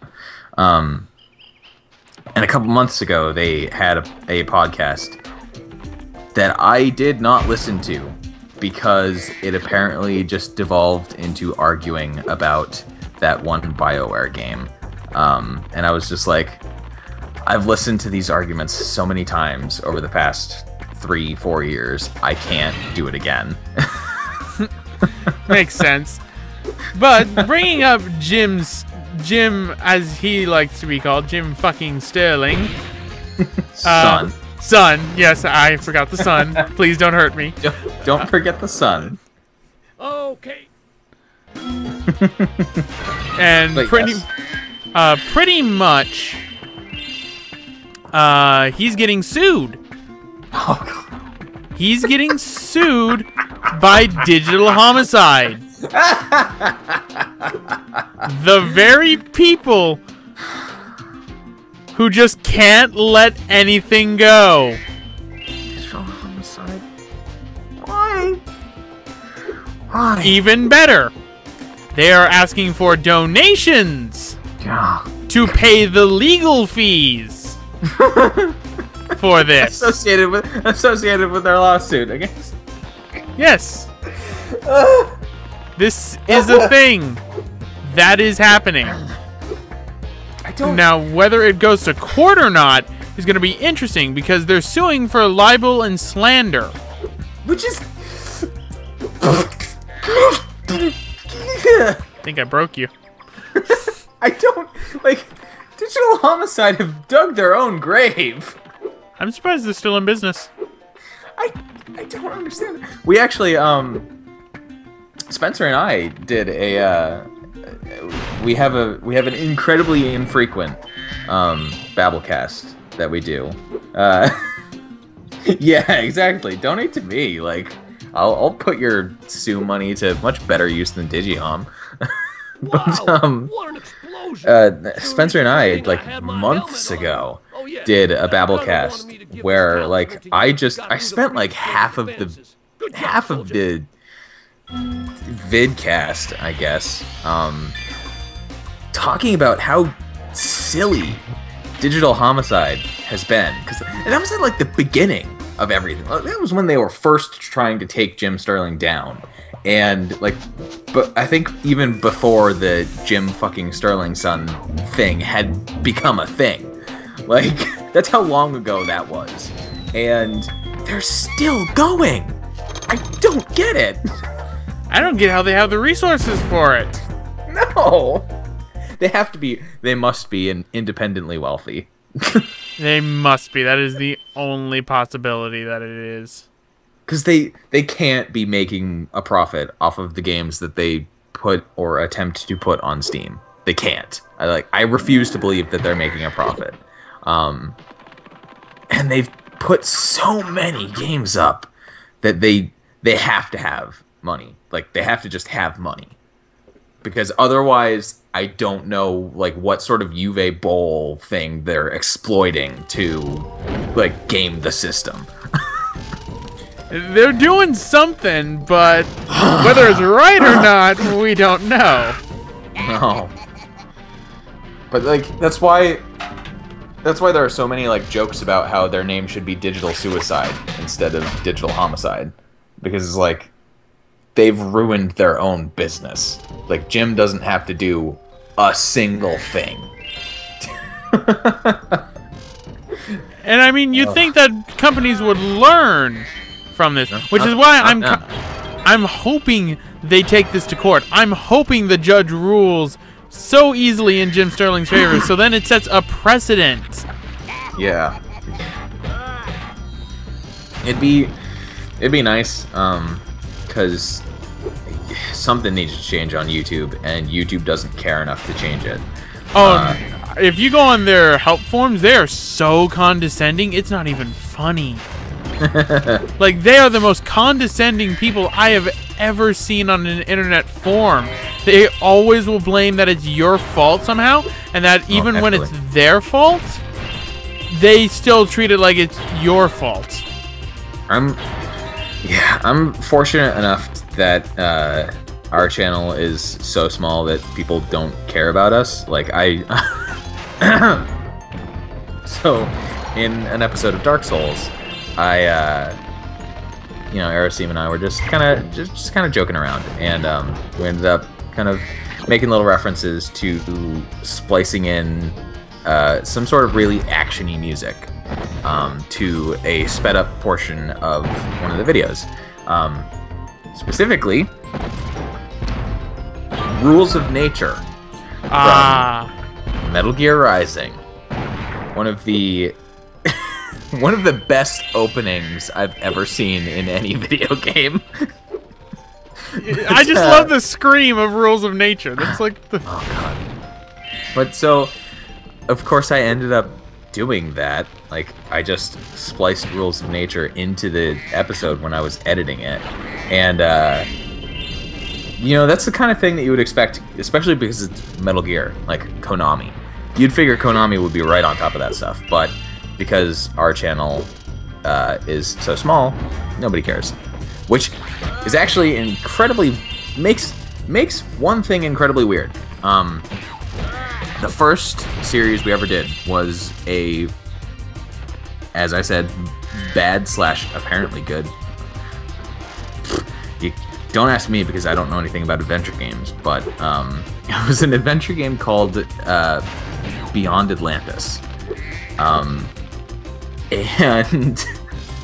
there were like 4 episodes of that series that ended up getting copyright claimed by the person who composed the music for the game. Wait, are we talking content ID or copyright claim? Well, content ID, I should say. It was content claimed, so that like all of the non-existent ad revenue would go to them instead. But it was like, why? First of all, we are an unestablished channel with like 3 subscribers and no videos. Well, like 1 video of a 2-second clip of Tomb Raider from like 7 years ago. We're getting like 10 views per video. Why? First of all, how did you find this playthrough in the first place? And second of all, why do you care about your copyrighted music so much? Well, you'd be surprised. I mean, I would get the content IDs even when I wasn't too big, because some things are just automatically in the system to detect, which is annoying, to say the least. Strangest thing. Yeah, that's the strangest thing about it too, is because like I had never heard of Beyond Atlantis before we started doing that playthrough, and I would take a wild guess and say that a lot of other people have probably never heard of Beyond Atlantis either. I believe that's pretty accurate. I've just never heard of it until this. Yeah, it was just very strange. Oh, it's a bad game. If you want to see, okay, that's unnecessarily. It's a hilarious game. If you want to see a really nonsensical adventure game, with some admittedly awkward commentary, because it was the first thing we ever did, and I had a worse microphone back then. I want a better microphone than what I have now, but I had a worse microphone back then, so. I can recommend you one. The one I'm currently using works pretty well. It depends on how much it costs. Well, wait for it to go on sale. It cost me like $100. Yeah. Good microphone. It's an AT2020. Okay. Audio Technica. What does it need like an audio interface or anything like that? No, that's only if you want to have an XLR cable. Sure. Which is pretty much Yeah. it comes in USB variety. How would you say okay. Newbie question. How would you say it compares to the Blue Yeti? A lot better, as I owned a Blue Yeti. Okay. I owned a Blue Yeti. The acoustics in my room were terrible for it. And the Blue Yeti, while it's good, it can be a little bit oversensitive. That's LynxParadox actually owns the Blue Yeti that I used to have, because I sold it to him.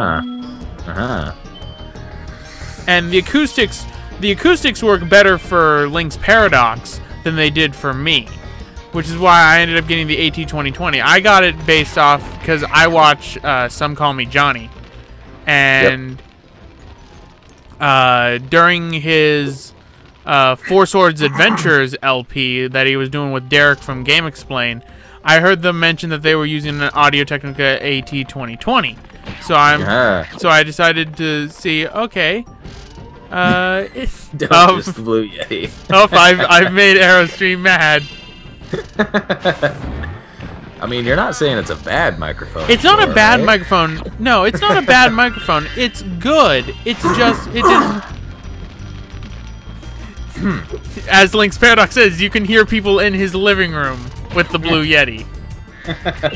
The Blue Yeti is just very sensitive, is the thing. Yeah. That's understandable. I mean, overall, microphones really, you have to experiment with them and the audio settings in order to get them to work. Yeah. Because, I mean, it took me a while to figure out the settings for my AT2020 on my computer, and I freak out fizz with what my input volume is. Yeah. My input volume is 0.07. Oh boy. That's... I shouldn't be audible. I shouldn't be. That's remarkable because I was actually thinking, like... I was gonna say, you know, you do come across very loudly. So that's... I have a loud voice, scary. too. That's... Oh boy. Yeah. That is 0.7. Alright, so 1 second while I add LynxParadox to the call as he is done eating. Let us add people to this call. I don't know who any of these people are. Well, you know Fappy.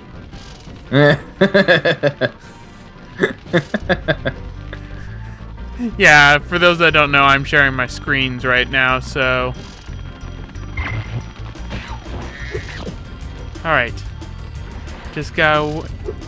You in? Oh. Hello. Hello. Oh, hi there. Let me just close my window.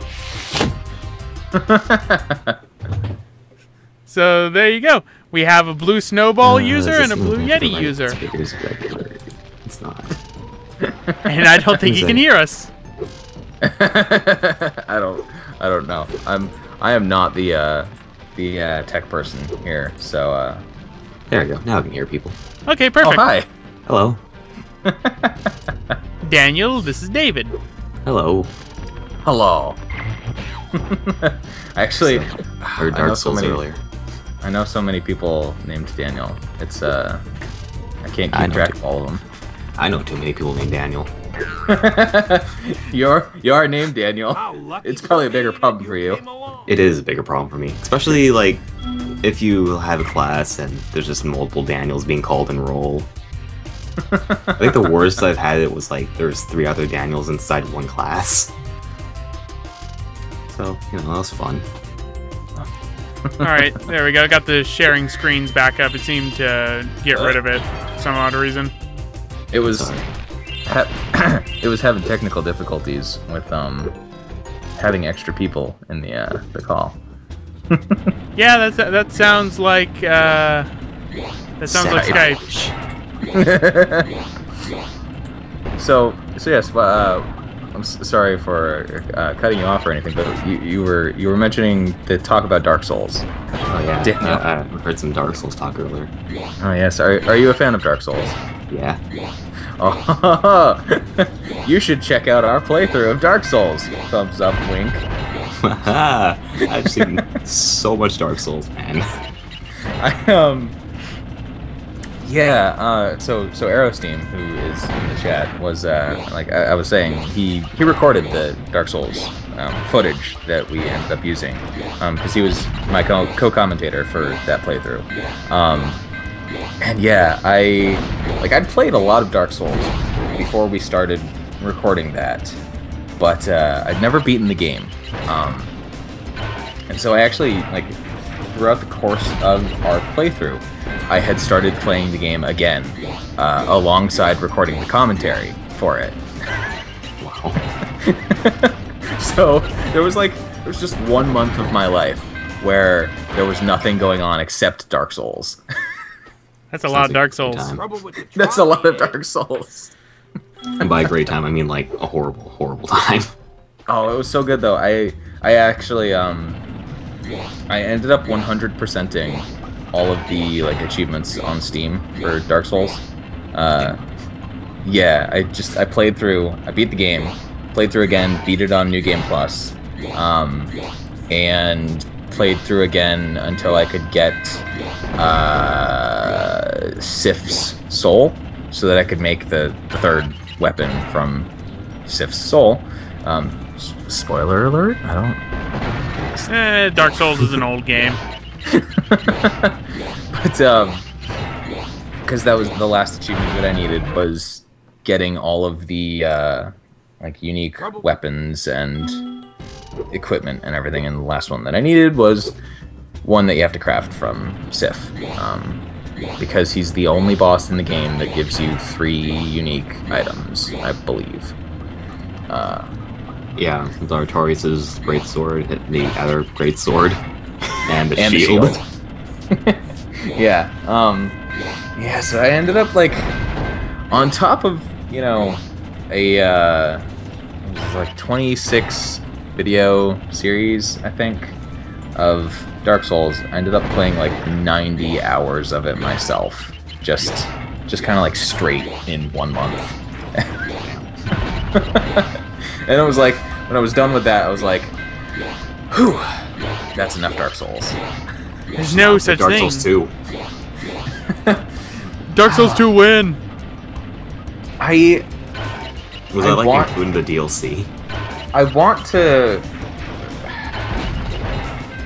in Dark Souls 1, yeah. I want. Oh, he was actually a lot easier for me than some of the other bosses. He killed me once or twice, I think. Actually, he might not have even killed me the first time I fought him. Because he didn't in normal difficulty, he didn't deal a lot of damage to me. So I could just like tank his attacks basically. Yeah. Cuz the cringe factor, of course, for people who like to power build in Dark Souls is that I like to play Dark Souls with heavy armor wielding like two-handed swords and stuff. So you're just like a fucking moving monument. Yes. I go Zweihander all the way. Yeah, there's a difference. I'm playing like the most squishiest person in existence.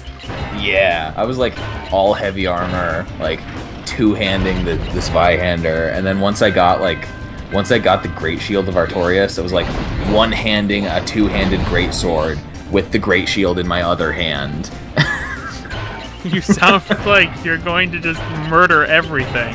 I mean, pretty much. I mean, that's the goal anyways, right? Yeah, exactly. But yeah, I like playing tanky characters in Dark Souls because I'm not good at dodging. Room in my toolbox for this Yeah. It's probably why I die so much. So I prefer being able to take hits. And of course, like the thing about Dark Souls is that no matter how good your armor is, you're gonna take a lot of damage anyway if you end up getting like just cracked in the face. Yeah. But it's actually like one of the primary differences between Dark Souls and Dark Souls 2 was the quality of shields. Because in the first Dark Souls, there are a lot of shields that will entirely block physical damage. And in Dark Souls 2, they decided that was a problem. They basically had like... Yeah, they basically thought shields were a problem, so let's like get rid of most of the 100% blocks and let's put a guard break in. Yeah. Yeah. Yeah, like, I want to like Dark Souls 2 so badly, but I can't play it for more than a couple hours before I'm just like, I'm just not feeling this as much as I did Dark Souls 1. And, part of it's actually the movement system, too. It's like, just moving in Dark Souls 2 feels so much less precise than the first game. Yeah, I don't know if that's just me. Like, I would be interested in hearing if other people have the same sort of experience with the game. But it's like, it feels like moving in Dark Souls 2 is very like jerky and sudden. As compared to how in the first Dark Souls you can be like very precise with your movements. I don't know if it's just because I played on PC or whatever, but it's something felt off about how Dark Souls 2 actually controls. and that kind of puts me off every time I try to play it. So Dark Souls 2, if you win. Probably Right now. yes. Literally this second. I'm actually playing Dark Souls 2 right now. I'm gonna invade the shit out of you. Oh God, I'm hopeless at evasions. Yeah. Well, yeah. I don't play multiplayer games. Literally every time I got invaded, I just got like one shot by the person who was invading me.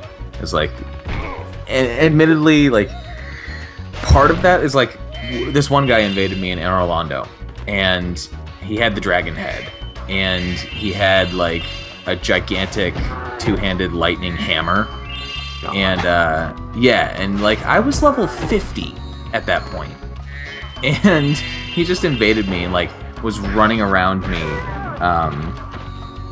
I do play Hearthstone. I'm sorry.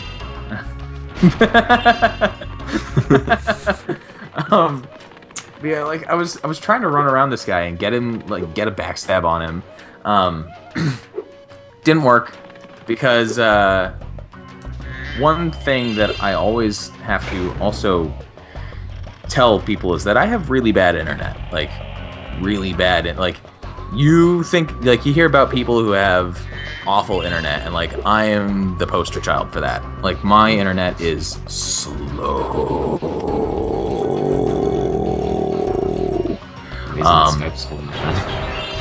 Yeah, like my internet's bad, and so what happened was like when the guy invaded me in Anor Londo, Steam had also decided that was the perfect time to start updating something, which meant that it was just lag. It was lag. Like Anor Londo was lag city. God. And so this guy was like just teleporting around me as I was trying to get a backstab on him. And then he ended up just like doing an overhand smash with his hammer and just killed me in one hit. And I was like, well, that's my experience with PvP in this game. Can you turn that off? Turn the PvP off? No. You can turn the PvP off by dying. Yeah. Never like, becoming human. Yeah, if you're a hollow, like you can't get invaded, which is also something they changed in Dark Souls 2, right? They made it so you only get invaded by like NPCs. Oh, so you can't get invaded by other players if you're hollow? Yeah. Okay. Alright, that's fair enough. At least I'm pretty sure that's how it worked. Could be very wrong. I used to play League of Legends. I didn't... Okay, I shouldn't say that. I've played like... Oh yeah, you can also 40 just disconnect your internet. Well, It's also yeah, an option. I mean, you can. Unfortunately, that means that if once you get to the Crystal Caves in Dark Souls, you're a little screwed unless you look up a map. Just memorize the path, it's fine.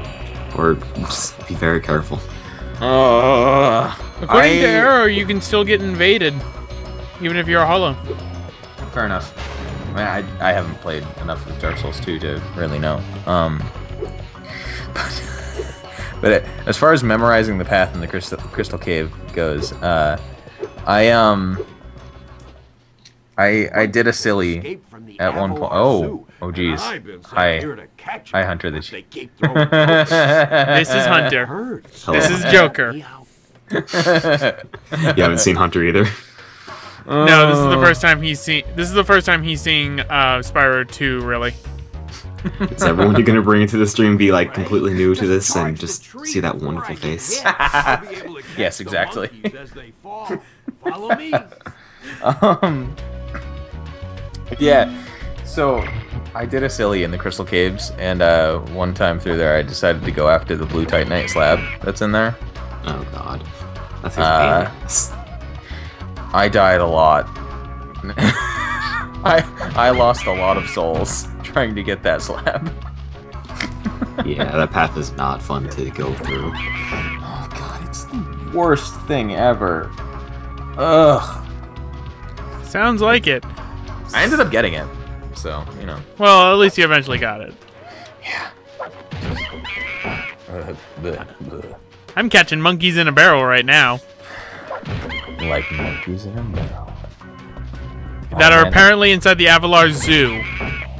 That makes me, Thanks for what were your those, help, Spyro. Please, what were those, take this. those, like, One of little the red monkeys monkeys in the barrels, like, back in the 90s? The chain What's it monkeys. called? Yeah. What were they called? Like, they had some weird name. I just called them chain monkeys. Oh, jeez. Somebody must remember what those were called. I actually had a barrel of those. I think I did too. Well, let's look up chain monkey. No, that gives me some sort of motorcycle tool. that is not the right thing. Let's see, monkey barrel. Let's hope that doesn't give me Donkey Kong. No, that gives me a bar called the Monkey Barrel in Denver, Colorado. Oh boy.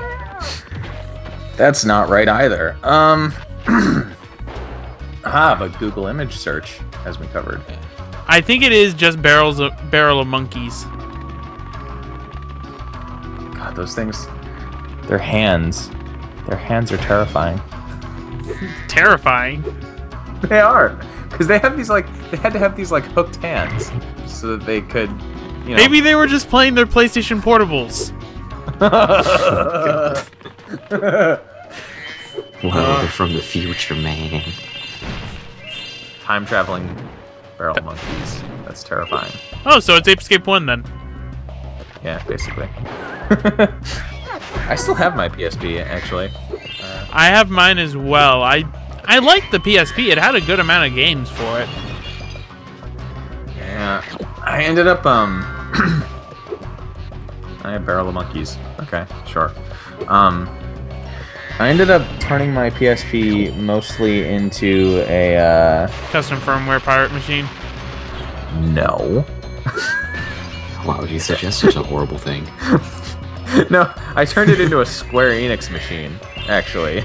Because the only games I still have for it now are like Kingdom Hearts Birth by Sleep, Dissidia, Final Fantasy, and I don't remember if I still have the first one. I know I have the Dissidia Duodecim.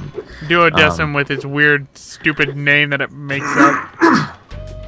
That's Square Enix in a nutshell. But yes, and then I have like Final Fantasy 1 and Final Fantasy 2, the remakes for PSP, which are pretty good actually.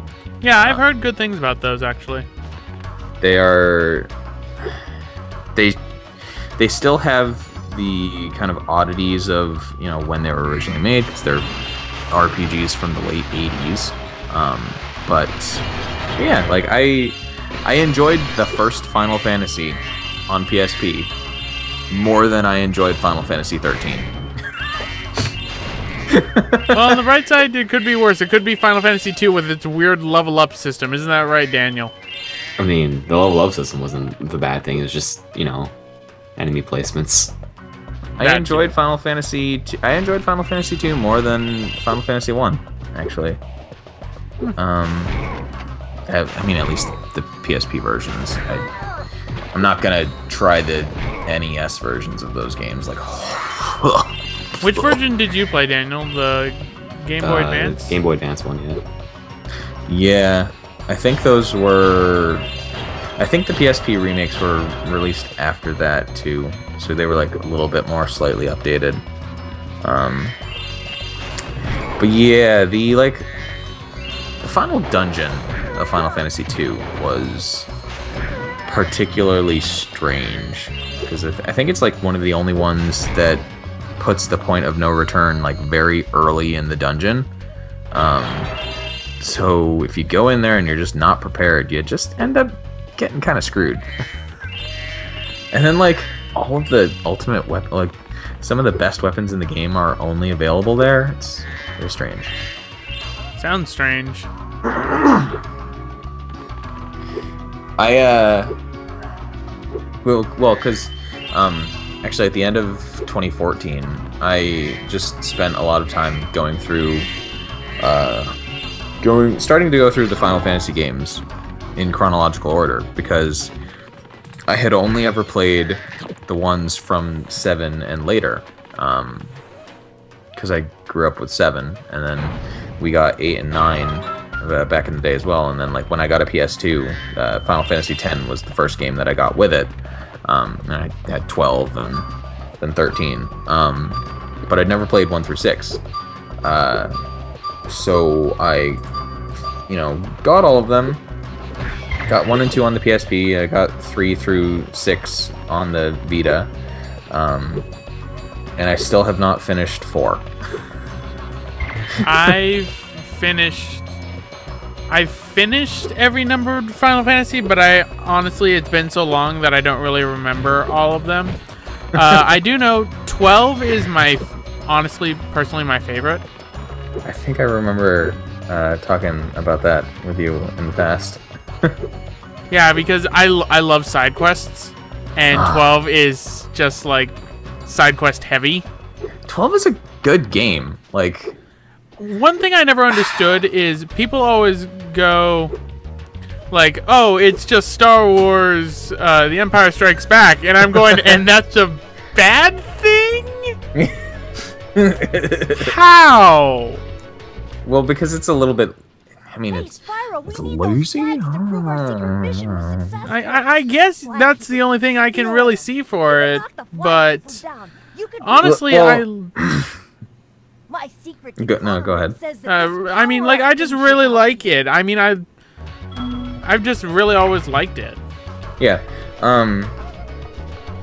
The biggest complaint with reference to Final Fantasy XII that I kind of understand and to some degree agree with is the fact that Vaughn makes a very bad central character for the game to like focus on. Oh yeah, because, definitely. Because Vaughn is not the protagonist of Final Fantasy XII. He was not supposed to be the protagonist of Final Fantasy XII. He was supposed to be Bosch. He's not the protagonist. He might be portrayed as the protagonist, but he's not the protagonist of that game.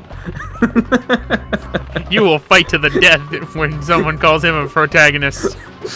He's like, I honestly believe that Final Fantasy XII is like one of the few examples of a video game story where the player is like controlling a character who is kind of like just along for the ride and following the story as it happens rather than being like an active participant in the story. Because Vaughn is not the protagonist of that story. No, he is not. So like I get that. But then like people complain about, the gameplay because it was not like older Final Fantasy games. And the biggest problem that I have with the gameplay of Final Fantasy XII is that it's the gameplay of Dragon Age Origins, but it doesn't have enough melee combat abilities. By which I mean it has no melee combat abilities, and that's a big problem. Of Aerostream with his all the bravest. Also, Final Fantasy Tactics, Nadermark. I really want to start playing that, actually. I have a bunch of the different Final Fantasy Tactics games, and I really love tactical RPGs. I'm awful at them. I'm awful at them too, no worries. Go ahead and watch my current playthrough of Shadowrun Dragonfall if you want to see how bad I am at tactical RPGs. God. Wow, But, all the plugs. All the plugs. Yeah, I'm really bad at tactical RPGs, but like Shadowrun, XCOM, Disgaea, Fire Emblem. Like, I love all of those games. So I really do want to start playing Final Fantasy Tactics. Just have not managed to get the time yet. I have Tactics. I got it on sale. I remember the first time I ever got PlayStation Plus. they were doing a Final Fantasy sale where every Final Fantasy Yep. was 50% off.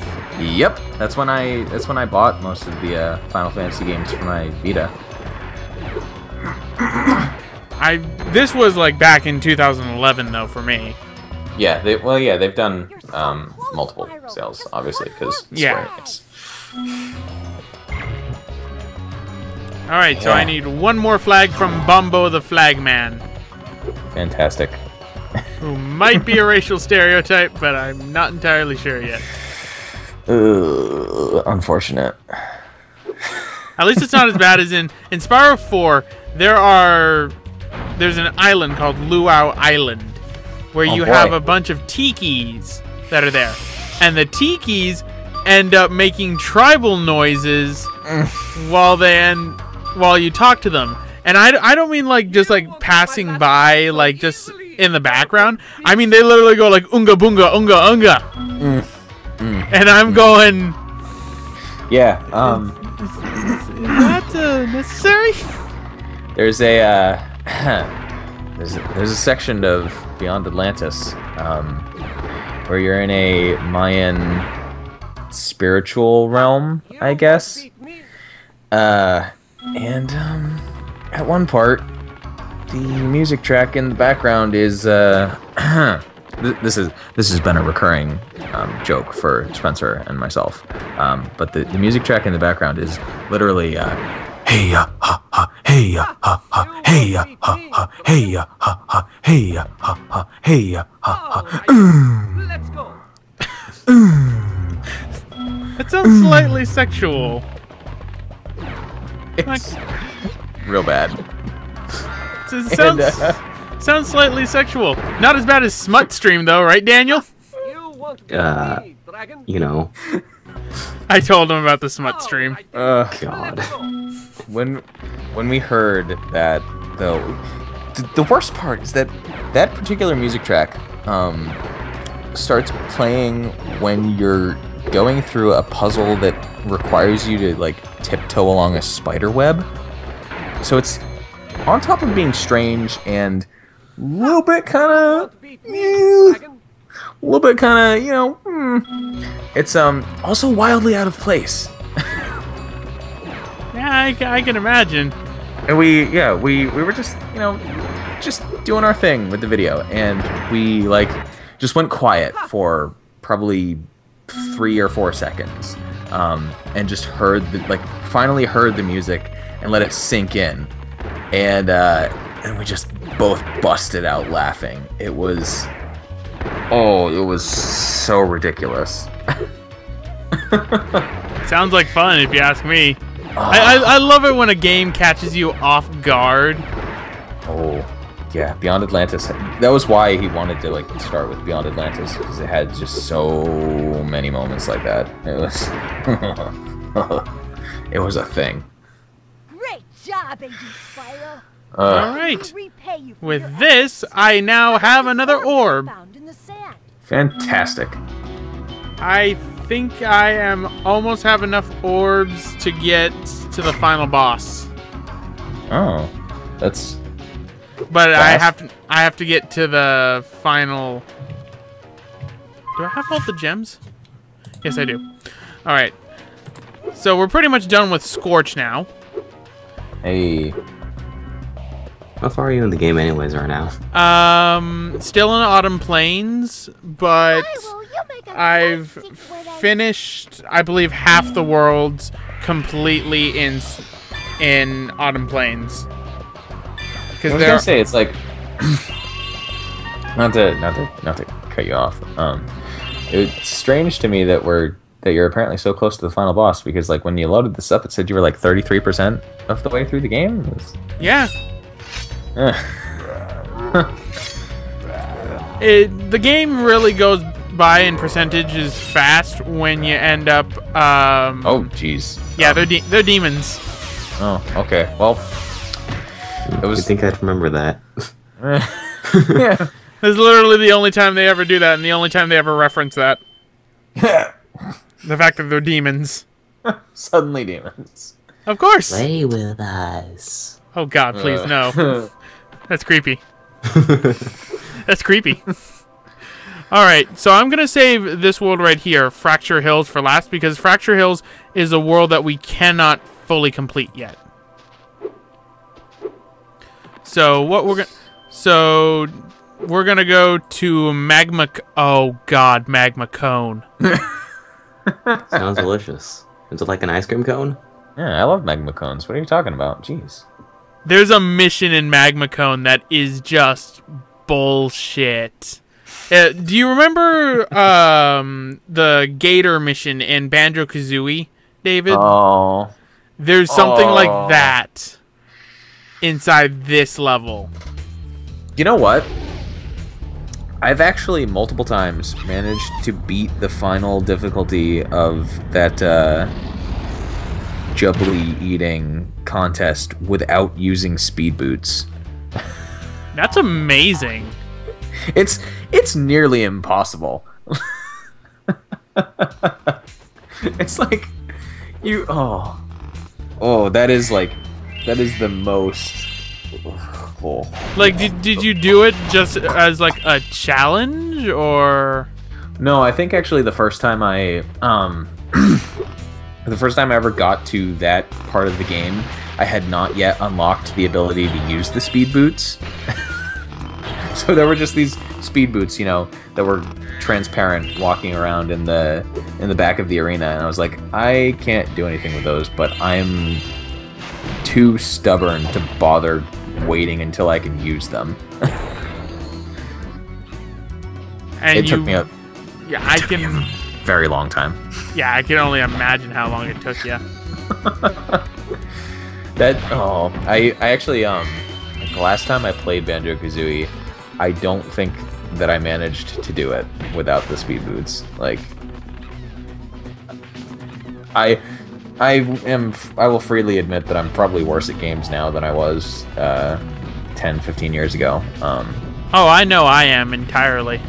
But yeah, it was just, I was so like, I can't even imagine, like, how did they manage to get that so difficult in the first place? It's like, he straight up cheats. You just started. This is a kid's game, right? Yeah, exactly. We just have to get good. Yeah, as they say on internet land, which is blown up. That I hear that all the time now. Get good, scrubs. That's a very prevailing sentiment in the Dark Souls community as well, actually. Yeah. Especially when people actually complain about the difficulty. Yeah. Oh. It's always get good. It's always spelled the mimetic way as well, because of course, naturally, how else would you spell it, right? Let me just say, just as a random thought, I am so glad I am done with paper that I had to do earlier today.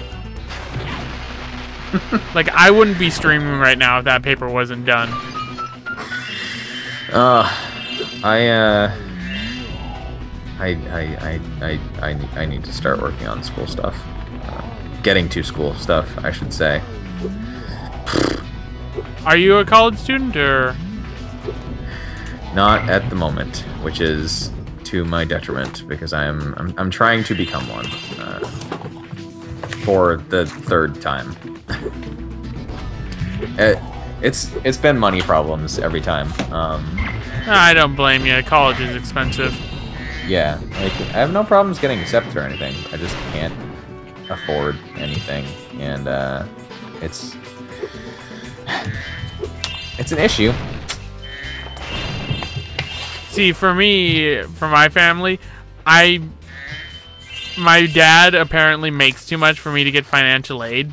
Yeah, that was one of the primary issues for me the last two times as well. I think now I'm technically, even though I'm not technically an independent right now, I'm considered like an independent student if I actually go to college, so they don't entirely take my father's income into account anymore, which I guess is a bonus for me. I don't know.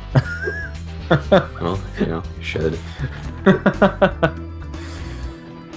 it means that I qualify for a little bit more financial aid, but I still have to actually manage to get said financial aid, so that'll be fun. That's always the fun part, when you have to fill out all the paperwork just to get financial aid. Yeah. And then, for me, I'm just about done with college. I've got another semester after this, and I'm going to be taking a summer session. Are you going to be taking a summer session, Daniel? Probably. Assuming they have classes that I need. Yeah. Yeah. Well, I hope to become a college student, and assuming I do, the stream of video content on the channel is probably going to dramatically drop. Well, that's how it always is. That's how, for example, this is really the first time I've been able to record in about a week.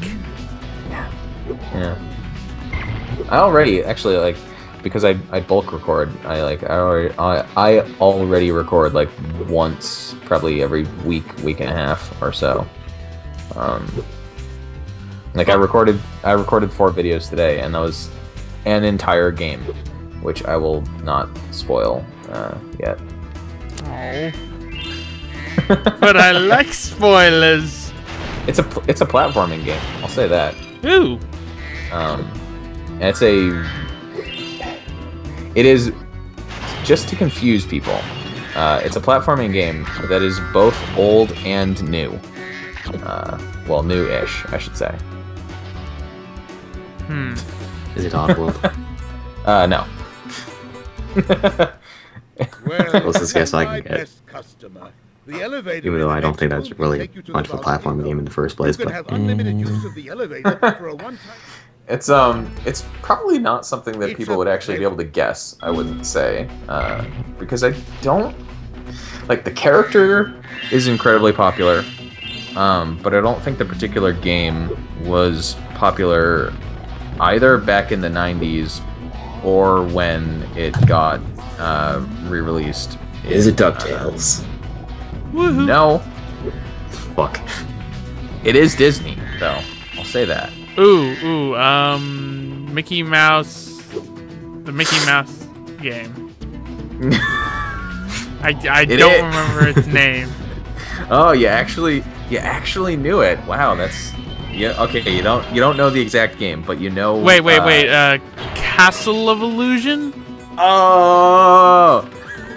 Well, there you go. I'm a dirty spoiler. Oh shit. Yeah. Quickly cut the stream. Quickly, future me, censor that. Do you want me to? I can. I mean, I don't know that anybody who follows our channel is probably following this channel. So, like, if people from here want to go over to the YouTube channel Lack the Knack, and whatever, that's fine. I'm going to say right now that the playthrough for Castle of Illusion is not particularly good because as people on The Escapist are privy to the knowledge of, I have spent the last month dealing with a kidney stone, and I only had the stent, like I had surgery to remove the kidney stone last week, or a week and a half ago. I can't even remember anymore. God. Kidney stones. But I only just had the stent for the kidney stone removed 2 days ago. So you're still in recovery.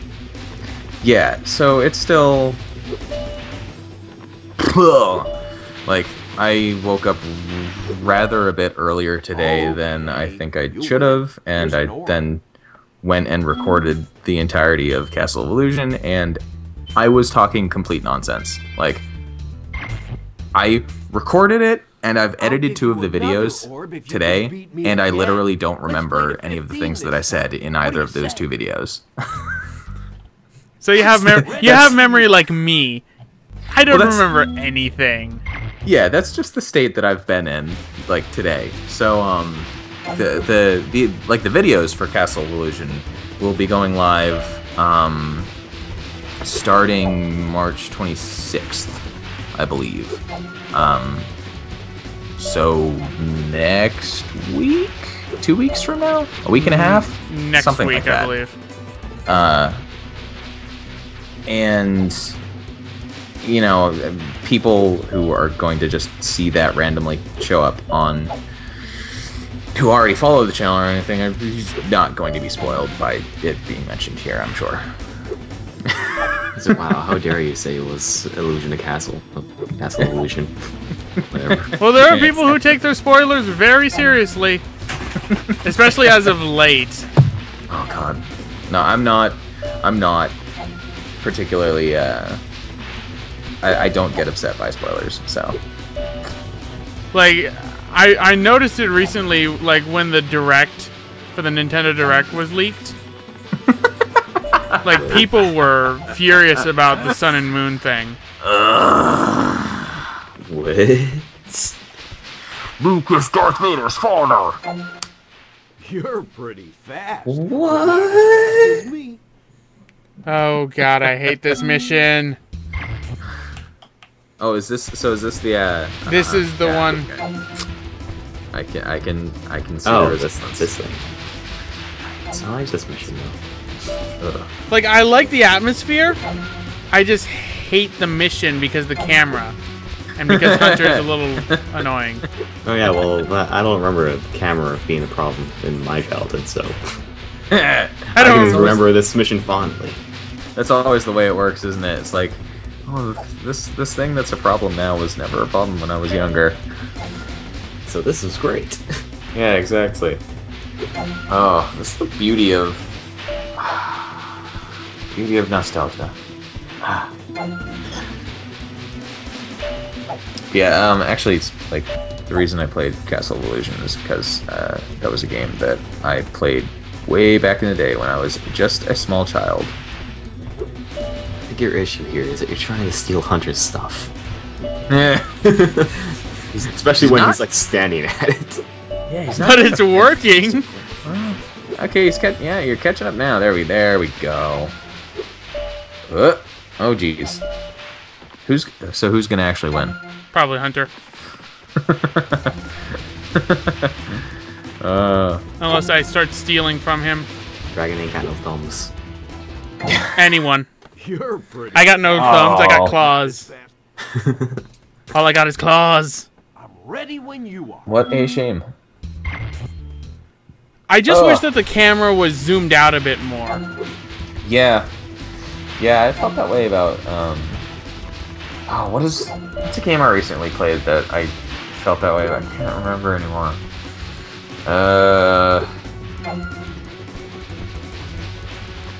It's remarkable to me, actually, just kind of branching off of that. It's remarkable to me that there are still games released like today that have cameras that are zoomed in too far. I don't get it. Not to mention with GUIs that are way too big. Yeah, this is absurd. Like, holy, like, I don't.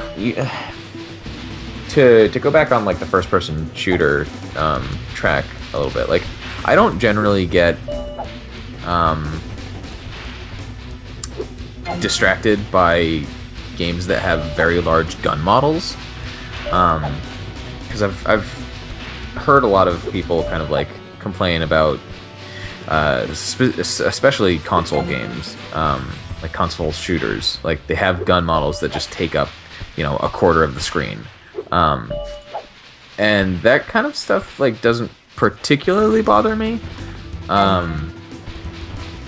but whoa, I just lost my train of thought. Oh no, I was too busy watching the Stream. Yeah, too busy watching The Loss, But not and I just completely. Ooh, okay, whatever. Oh well, that thought is gone now. It doesn't. It doesn't exist like my chances of winning. Oh. Come on, Aaron, you gotta get good. That's what I gotta do. I should. Okay, so taking that into account, I should probably go lay down now. So you're gonna head on out.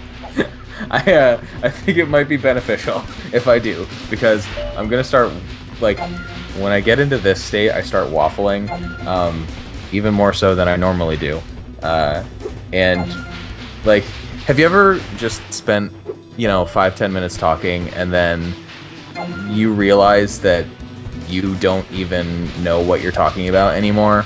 Yes. Yeah, That was great times. that's me. So I think I should probably head off now. So. All right. You were the one that was hosting the call, I believe, right? Maybe. I don't think. Yes. Okay. I think I am. Find out in a bit. All right. Yeah. So I'll add you back in, Daniel. Okay. Yep. All right. Well, thanks for joining us, David. Yeah. Thank you for having me. If you ever want to join on again, just ask. Yeah, it's been fun. Well, get some rest. I will try. I will hopefully not wind up so just delirious tomorrow. Well, what time is it for you? It is 11:15 p.m. Oh, you're on the East Coast. I didn't know. I am, and I woke up at like 8 o'clock this morning. So Ah. it was after going to sleep at like 2:30 or 3 o'clock a.m.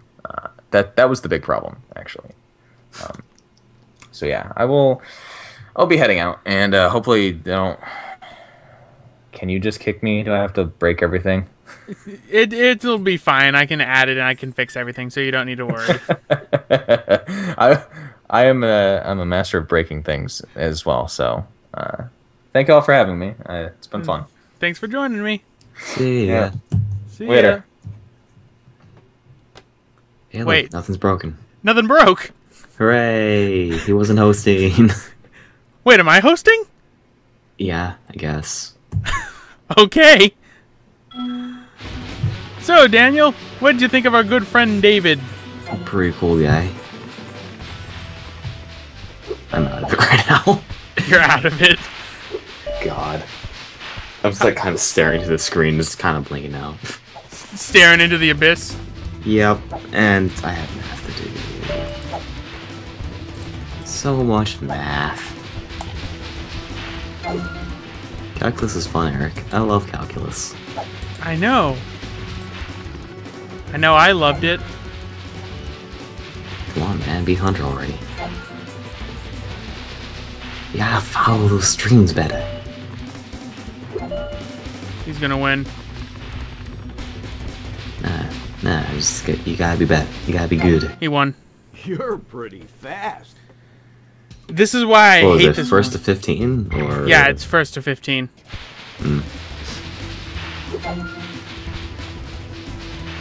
Here, Eric, I'll go over, and I'll be the first try. Because you're just that good. Yeah, I'm like so good at this, even though I haven't played it in years. When was the last time you played Spyro 2? You know, in elementary school. So, pretty long ago. Yeah, that's like kind of a long time.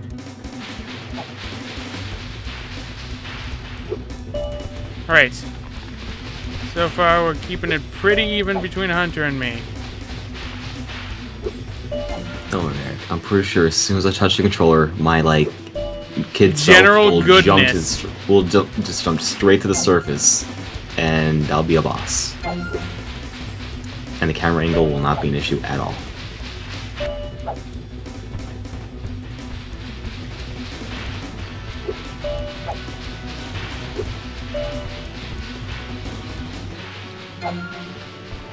You're doing it, Eric. Dang it. Dang it!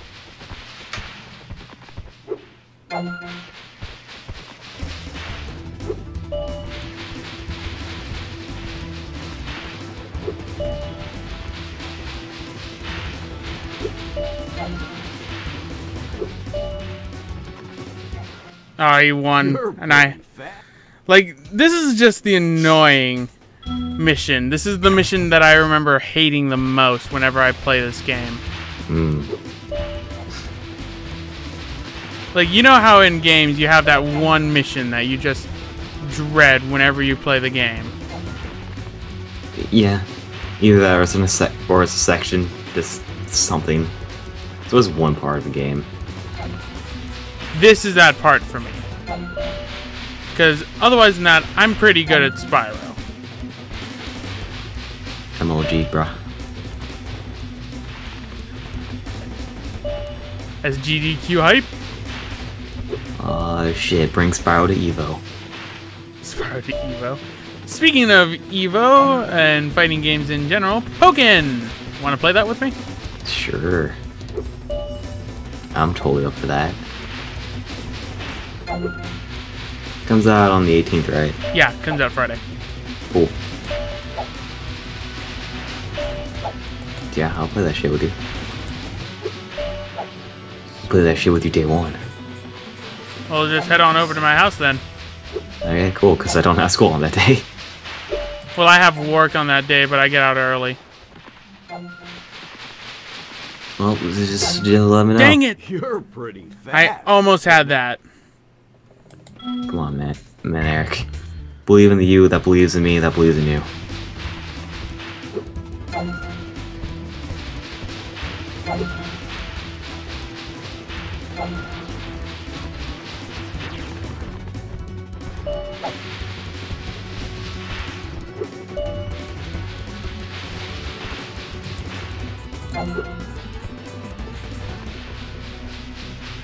Like, this would be so much better if it had a wider camera. Just open the console and type in the FOV value. It's fine. I don't know FOV values. That's something you know, Mr. Programmer. Just change the field of view. It's so easy. You gotta press the little tilde or whatever the fuck. Tilde? I don't know. Yeah, I think that's called a tilde.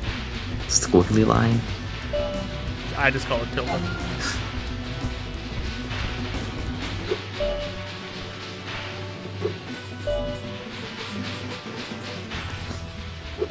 Just modify your character's speed value. Yeah, speed would also be another thing that would help me. God, the screen share like went down to like 1 frame like every 2 seconds. Wow. So that's, you know, this is fun to watch.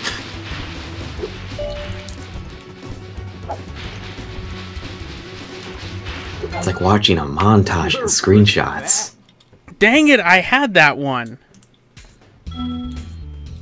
Like, the worst part is when you get up to 14 and then you end up losing.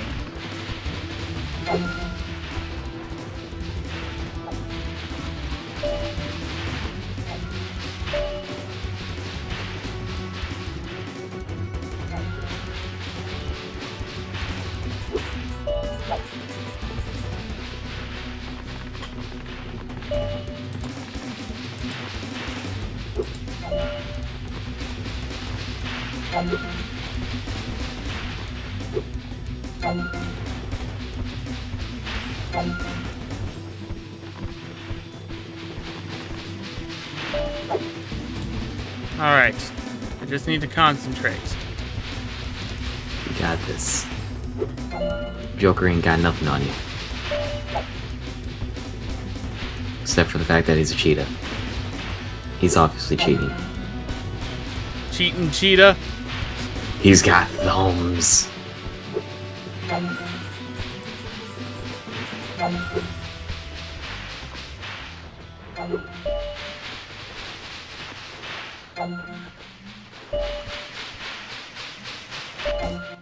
Dang it. You're pretty. I will get this. I think I ended up having to actually cut in the original LP for this one. I had to cut until I did it correctly. But since this is a live stream, I don't have the liberty of cutting. It's just like put the away screen up while you're doing this. It's fine. I don't have an away screen anymore. I lost the file for it. Just build one on the fly, it's fine. Just put like a dick butt up. I don't know.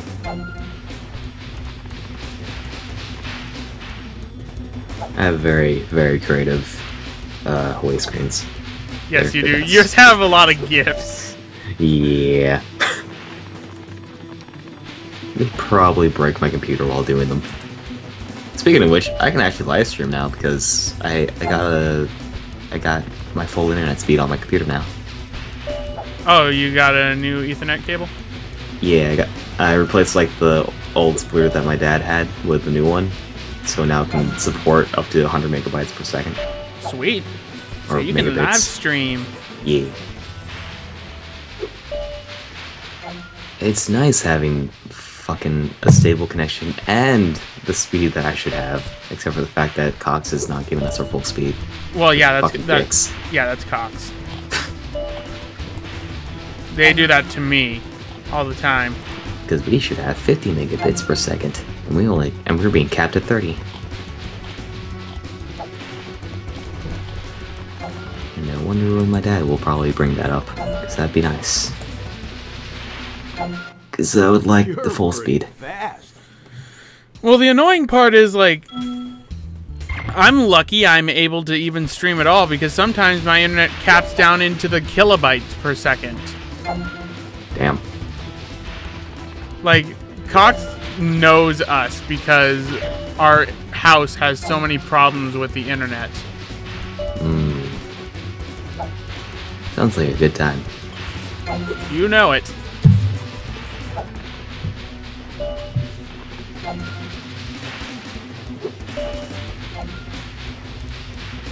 Like, how much do you pay for internet? We pay like 100 and something. Like, just for the internet, or that, like, bundle thing? We have a bundle, but I think the bundle, my dad managed to negotiate the bundle down to like 100 and something. But like I know it's over 150.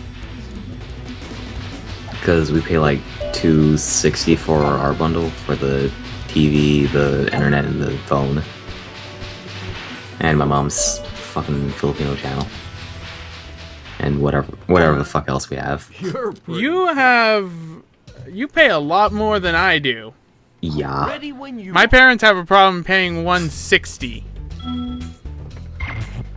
So I think we're down to 147 now.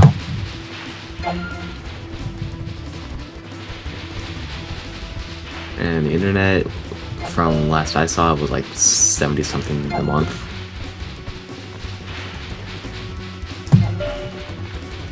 I mean, one thing we could end up doing is we could end up getting... what is it called? We could end up just getting a smart TV and getting regular cable. But that just costs money for the smart TV. At least you don't have to pay monthly for it. Unless you pay monthly for it. No, there's a strategy that one of my cousins uses. He uses his smart TV for like Netflix and stuff. And then forget what else he uses.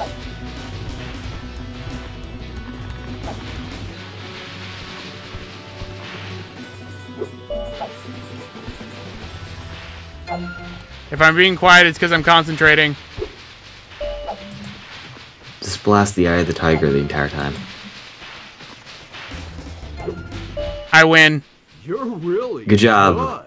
Eye of the tiger, you did Come it. up with some I just had to think of Eye of the Tiger. For now, take this orb. I guess you earned it. What's worse is that Hunter's hiding these orbs from you. You know, the orbs that you need to eventually fight Ripto with. He's hiding them. Fine. No, it's not. He's just giving you a friendly challenge. Well, fuck his friendly challenge. And fuck him. Oh yeah, I ended up getting yelled at for one of my videos. What? One of the angry moms. I got my first angry mom. Oh, GG. What? You want to know which video it was? What? One of the old Mario Kart videos where it was just you and me. What? Yep. Okay. She said something along the lines of, "You shouldn't be talking about killing people like that. There are children who watch this. Mario Kart is a children's game." No, it's not. It ruins It's an angry friendship. it is an angry adult game. It's meant to ruin friendships and destroy lives. With its blue shells of death.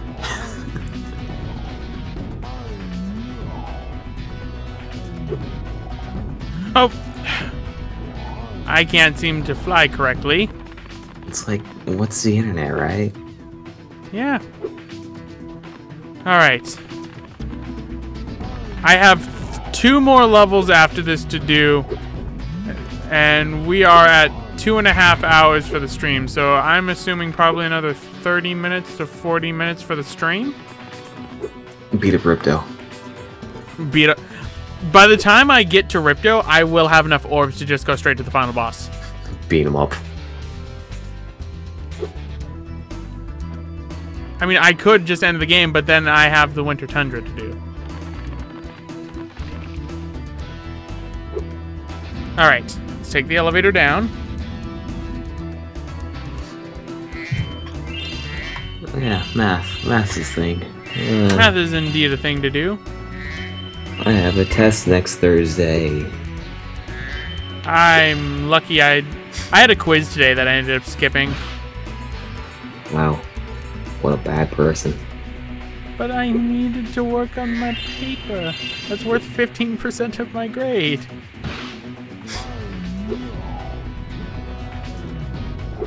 I think that's more important. Nah. I died.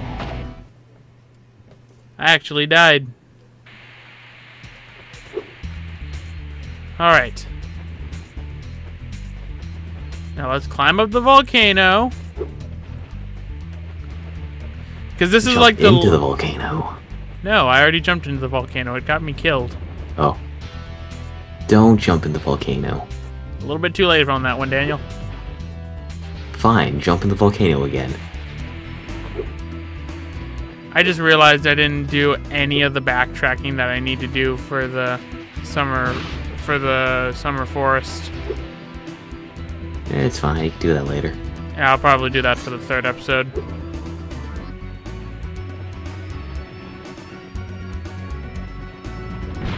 Ow! Oh, come on, really? Stupid rock. Just have Sparks fly you up there. I'm sure he can handle it. I'm gonna die again. Don't do it. Too late. Killed myself. Smells like toast. Toasty. So Travis is a butt. Why is Travis a butt? He went over to his dad's. Wow. What a jerk. He's probably working on this fucking art project thing. What art project? He has it like for a midterm or something? He's making a 3D, like, he's in a 3D design class right now, and he's making like a Nintendo design thing. Like the GameCube Nintendo thing. That's gonna be difficult. Yeah. Alright. So we close the volcano. Thanks for closing the lid on the volcano, Spyro. Things were getting a little too hot around here. By the way, here's a talisman I was saving for the party later. I think you deserve it more. And the talisman just happens to be a party hat. Woo! Mystical object needed to fight the evil that is plaguing this world. Turns out to be a party hat. Defeat the world with party. So I'm Emperor Awesome. Yeah, overthrow the oppressors. Party hard. Hey, Spyro! You're just in time for the party. Alright, so shoot down the lava monsters that have party favors.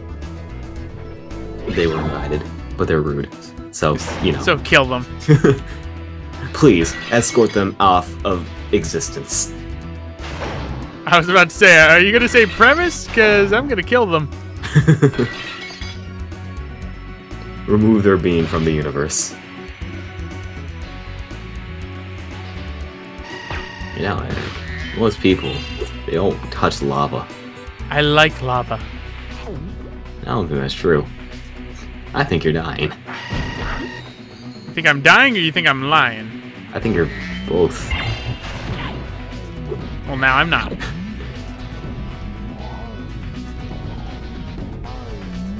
The music for this level is so weird.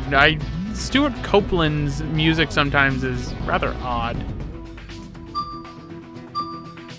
Okay, running out of Superfly power-up. Now let's get it back and let's go down and get into some lava. Don't do that. Why not? Aren't you supposed to beat up the bad peoples? Yes, but I need to get rocks in order to beat them up. Why would you put that in your mouth? I don't know. Sounds incredibly painful. It should be incredibly painful. Spyro is not too smart. And that's all the gems. Good job. Thank you. See, positive reinforcement goes a long way. Now just to murder everyone. Of course.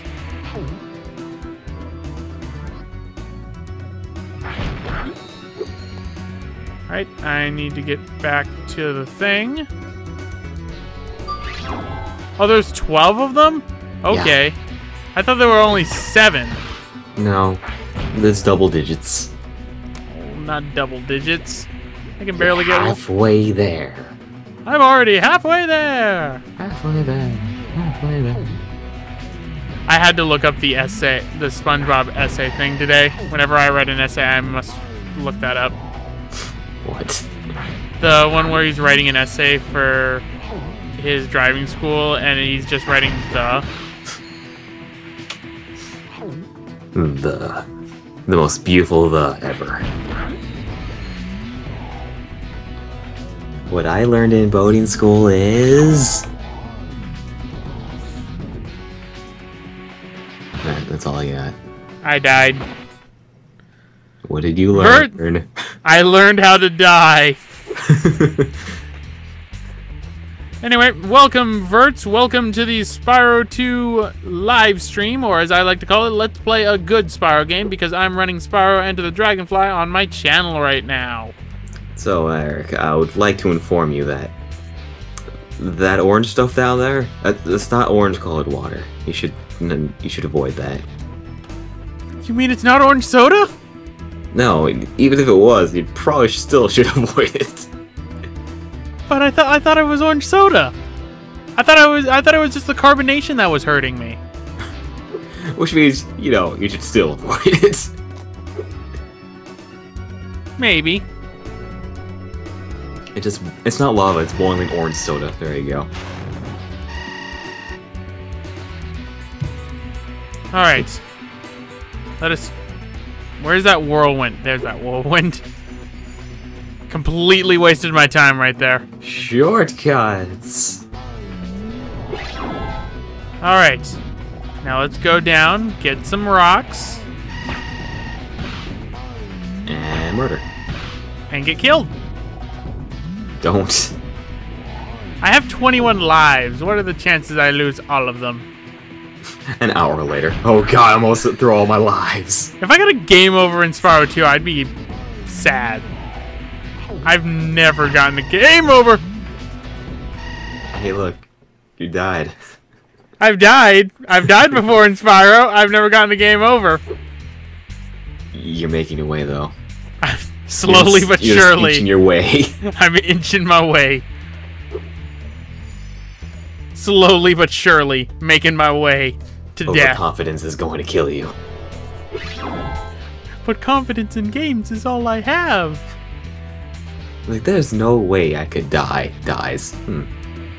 Okay. Never say never. You still have to kill all 12. Yeah. Fun. Kill them in their party favors.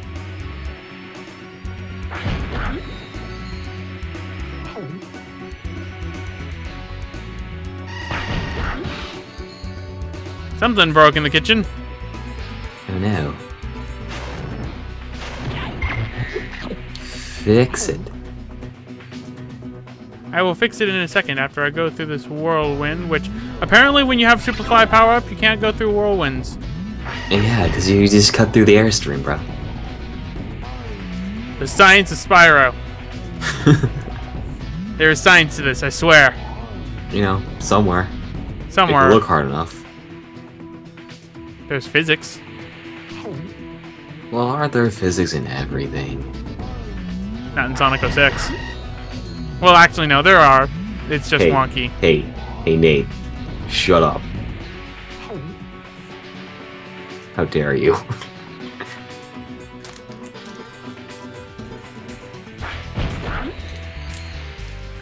Alright. Let's fly through this. I've gotten back to halfway there. Now get past it. I shall try my best. I was like, do what you did, but twice as much now. Do what you did, but better. Which was pretty much me this Monday because I ended up doing my assignment wrong. Nate loves you, Daniel. Will you reciprocate this love? Yes. Good, Daniel. Good.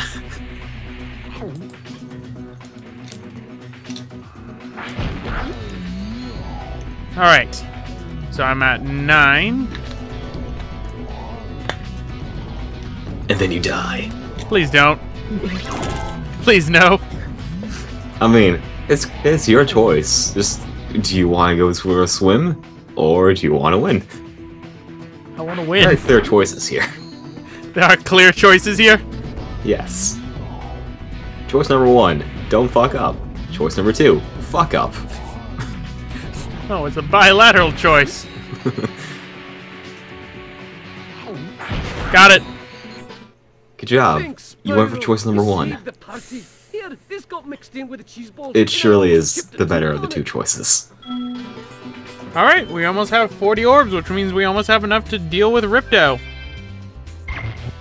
And it also means we are done with Magma Cone. Which means, next up, we're going to be heading off towards... We're going to be falling infinitely. Oh no. What have I done? Oh! Gravity's broken. Managed to get out of it. Alright. So let us go.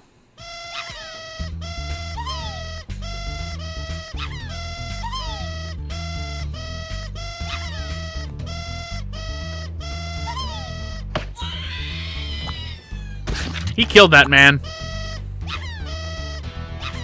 It's fine. And no one noticed that he killed that man. Getting away with murder. Nobody even cared.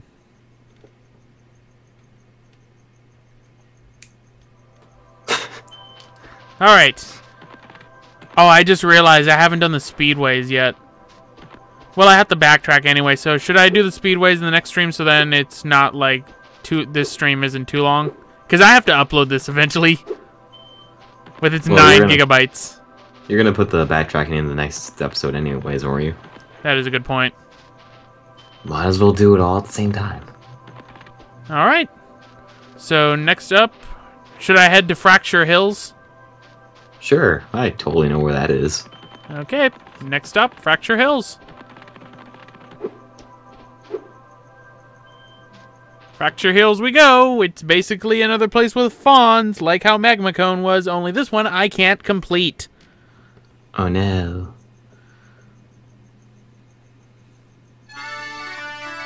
And it also has dancing pigs. Not for long.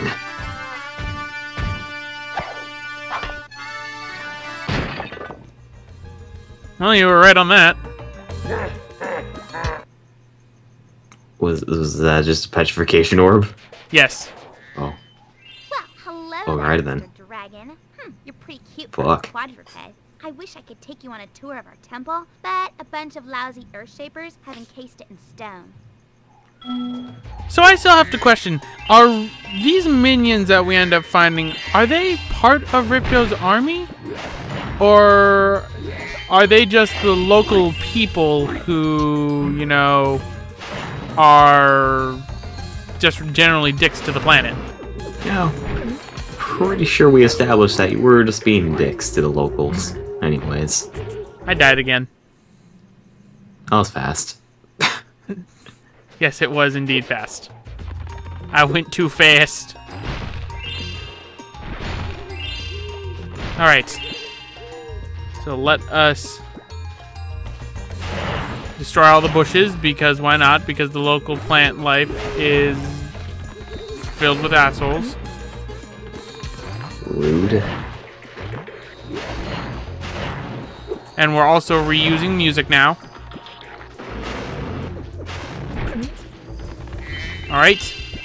Getting myself some gems. You know what? I think I'm streaming in 1080p. Are you?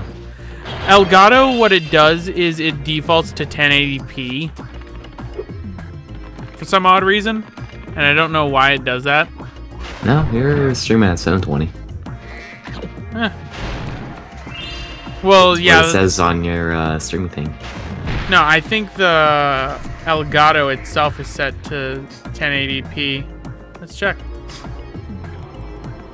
Probably should have checked this sooner, in all honesty. It's fine. Unless Probably. Yep, 1080p.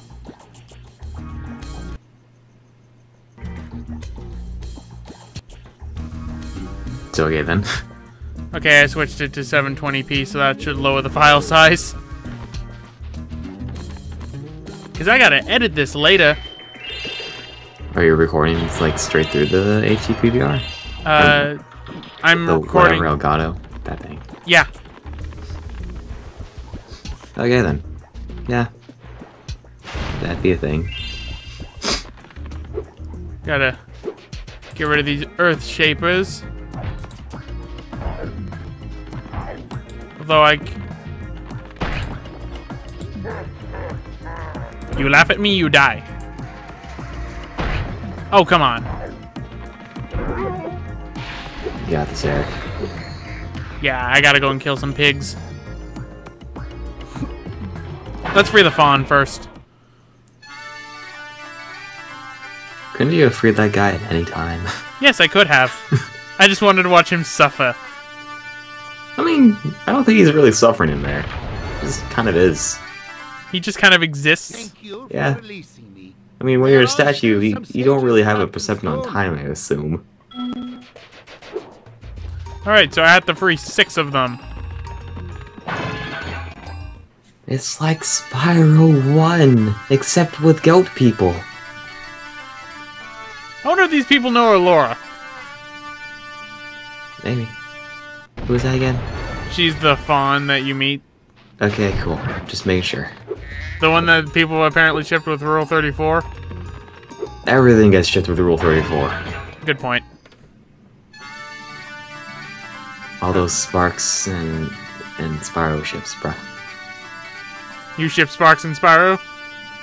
I'm pretty sure half the internet does. Pretty well. Alright. You know, back in my mind, I was thinking, I should see if that's actually a thing, and how bad it is. Front of my mind, no, I should not. Yeah, I agree with the other part of your mind. That's probably just gonna go to weird, really weird places. Smut Stream, Part 2. Welcome back.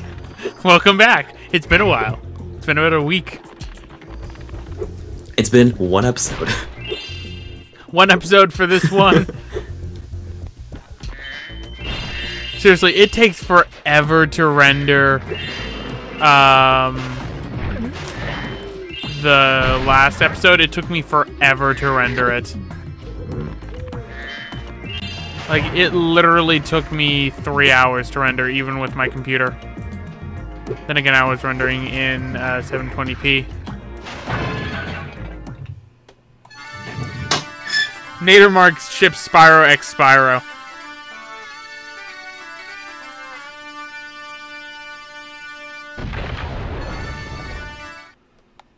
Right, that makes 4. Now let's get number 5. Did you hear what I said, Daniel? About what? Nadermark. Oh, He ships Spyro X Spyro. yeah. Alternate dimension Spyro still. Let's go. Well, if you're playing Spyro 5, Spyro there's a... clones.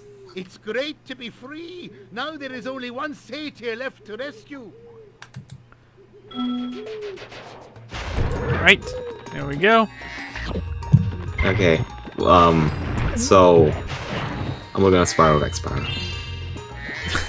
You're really gonna look that up. Yeah. You're gonna turn safe search off to get the most authentic results. Why do I have Spyro with boobs in my search? Was that something I looked up? I think that was God. last Smut stream. Alright.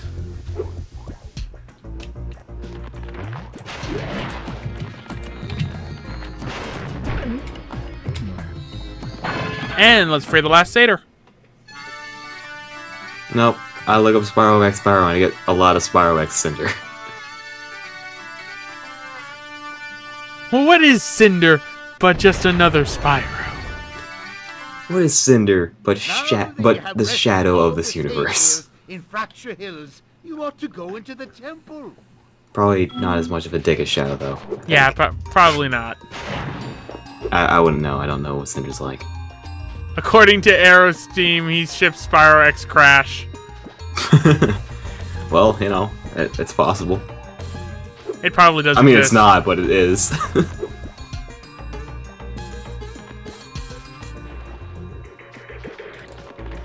I need the head bash ability in order to finish this world, and I don't get the head bash ability until later. Oh, I'll be right back. Okie dokie. Have fun head bashing things. I can't head bash. Learn to head bash already. It's a good Pokemon move. It does like 80 damage, I think. I don't remember. That's Skull Bash, isn't it? Fuck. Damn. Okay, well, I'll be right back. On that note, I'm gone.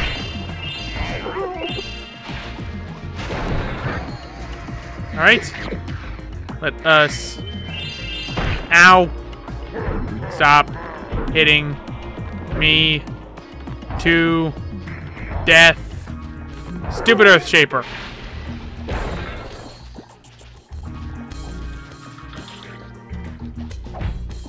Die. Die. Die. Die.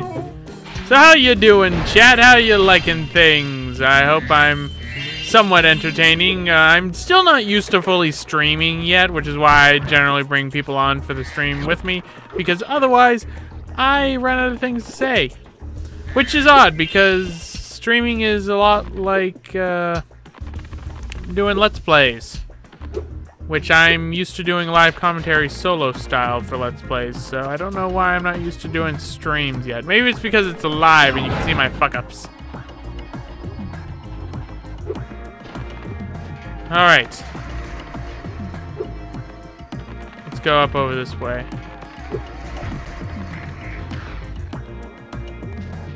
I've returned.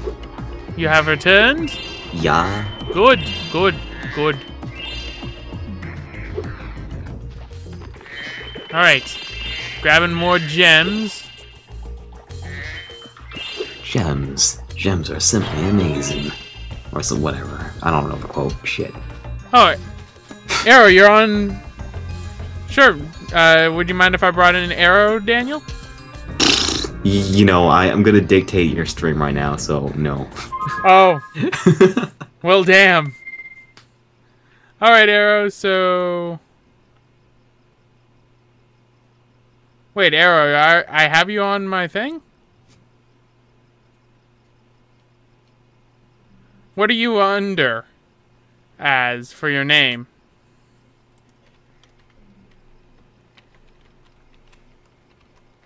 Let me type that in.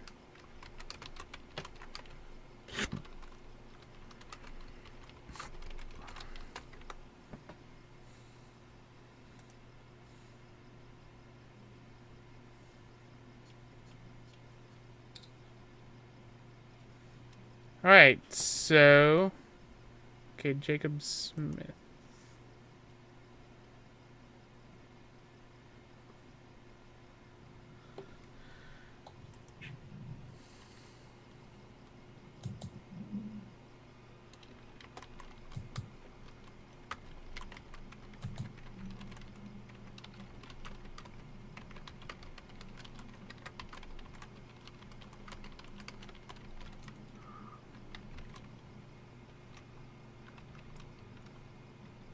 I need to turn on my light. I'll be right back. Playing in the dark's the best. Who needs eyesight, right? But I can't see. You don't need to see. You got an illuminated screen. But that's bad for my eyes. You fuck your eyes. You don't need those. Oh, okay, so Aerostream can't join. It's 4 a.m. in the UK right now. That's probably a good point. It's okay. That's okay. Maybe another day. Unless, do you have a problem with him eventually doing it, Daniel? I'm eventually doing it.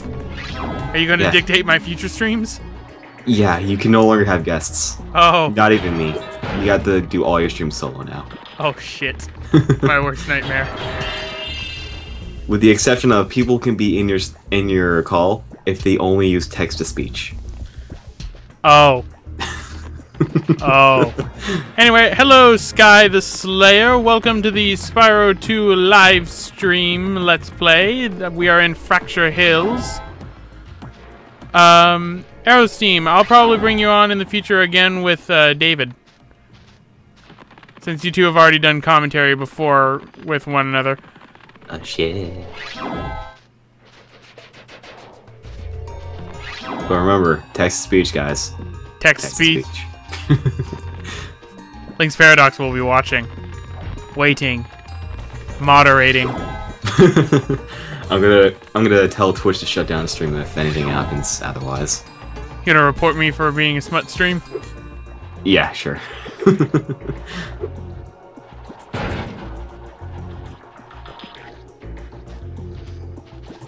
Better get rid of these Earth Shapers.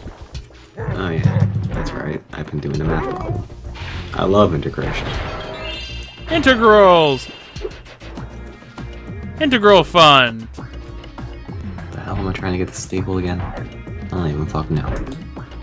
Alright. Deal with that Earth Shaper. Deal with that Earth Shaper. I'm just murdering Earth Shapers left and right here. It's kind of rude, but oh well. They deserve it. They got rid of the music, Daniel. Oh no. How could they? Easily. They're called Earth Shapers. They can encase it in Earth. Oh. They can easily get rid of sound.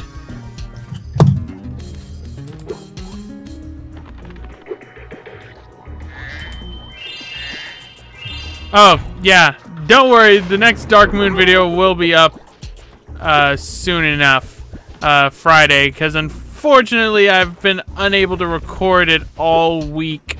But with my paper being done now, and spring break coming up, I should be able to start recording Dark Moon a lot more now, which is perfect. I hope you're enjoying the Dark Moon playthrough. I know I'm enjoying it a lot. It's fun to play Dark Moon. You've never played Dark Moon before, have you, Daniel? Nope. Wanna borrow it when I'm done? Maybe some other time. Okay.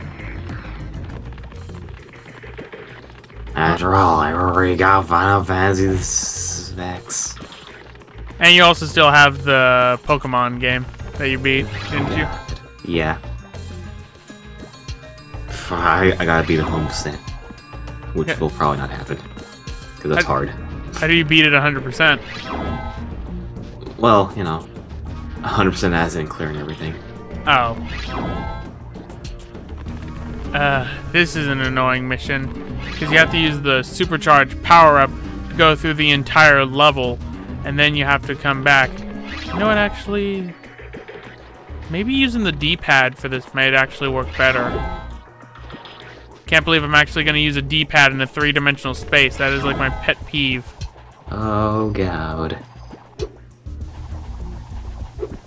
Dang it.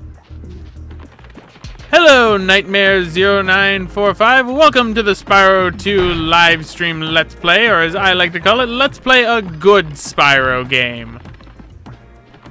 Oh, our Lord and Savior. Hooray. Is he going to read me from the Minecraft book Bible? Have you seen that? No, I have not. What? Somebody converted Minecraft stuff into Bible verses. Alright then. Well, time for more distractions. Time for more distractions. Yup. Gotta look that up. Yup. Minecraft Bibble.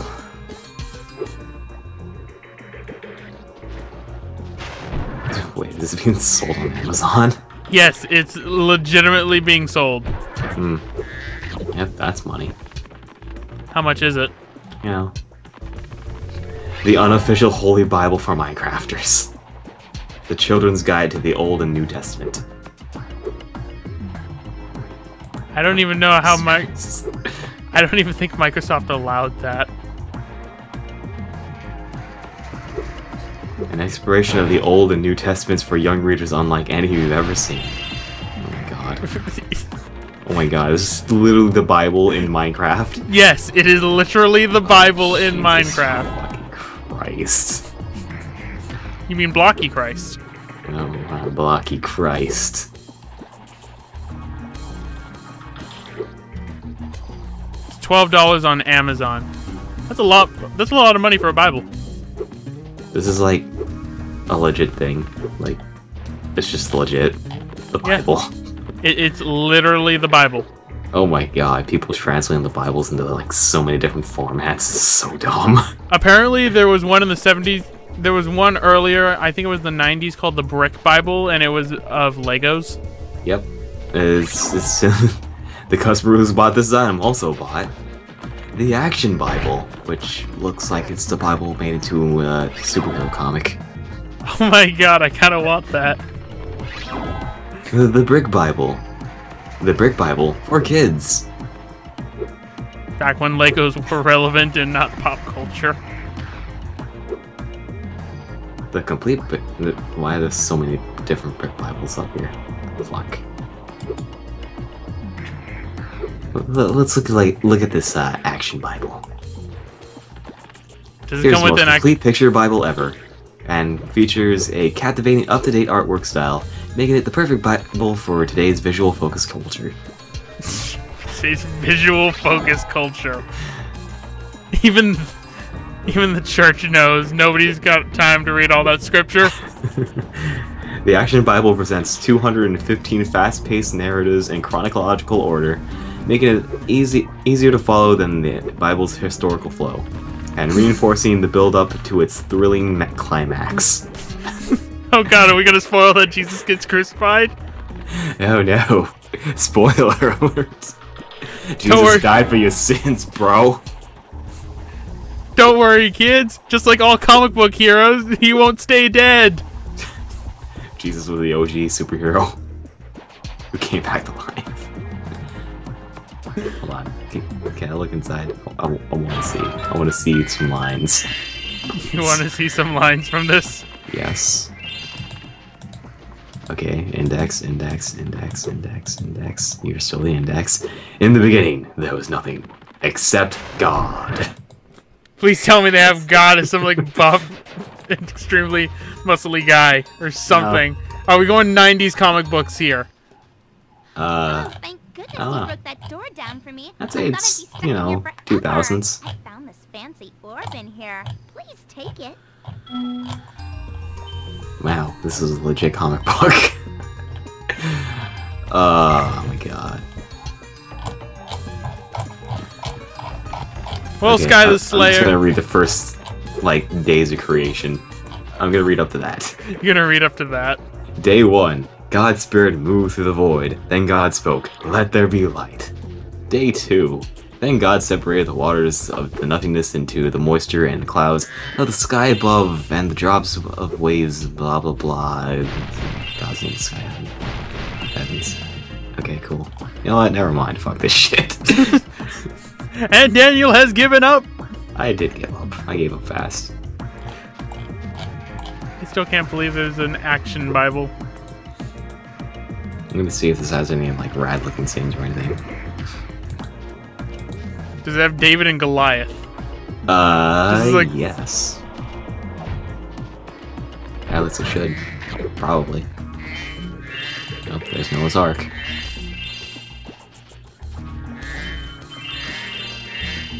Anyway, Sky the Slayer, yeah, the Spyro game, it gave me a headache even when I was a kid, but not too much. But nowadays, oh my god, does it give me such a headache. It's not even funny. Alright, good news, Daniel. We're done with Fracture Hills for right now. Awesome. So far, we've gotten every single gem. We're going to do the speedways in the next episode. So the next stream is probably going to be a long one. God, this is... Yep, this is literally the entire Bible made into a comic. This must be a really big comic. It's probably the size of the Bible. Its list price is $26. On Amazon, you can buy it for $15.65. You can For a buy it hardcover. for a hardcover. Yep. Or you can get it on Kindle for $4. Totally not sponsored. Now we see the pain that the Earth Shapers must go through. They must deal with bagpipes. Ingad. Do a little Star jig. Wars Bible. Yeah, the Star Wars Bible. You know, where midichlorians are just the will of God. Let's see, it's in the Star Wars Bible. I know there's a Transformers Bible, but it's like, it's not like an actual Bible. The Gospel according to Star Wars: Faith, Hope, and the Force. Neat. This is a... Please don't tell me this is an actual fucking thing. Like, an actual Bible thing. Because, God. I'll be done. Yes, yes, God. Okay, no, it just relates Star Wars to the fucking religion. Oh, that's boring. Oh. What's this? Star Wars Jesus? A spiritual commentary on the reality of the Force? Oh, okay, that's boring. That's a good title, though.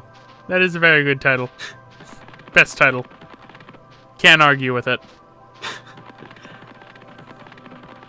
Alright, and now to Shady Oasis. I always do Shady Oasis last whenever I'm doing Spyro 2 Ripto's Rage. I don't know why.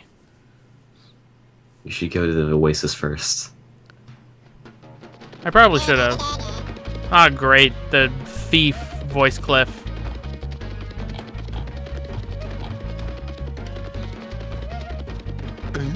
Guy the Slayer. Yeah, this is going on YouTube as well.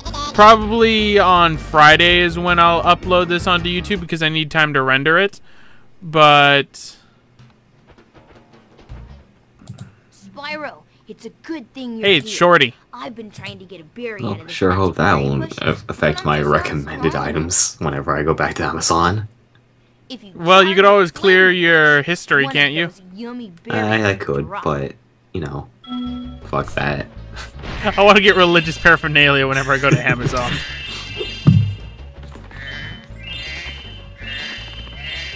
Yeah, that's what happens to me whenever I have to order my textbooks from Amazon. I always end up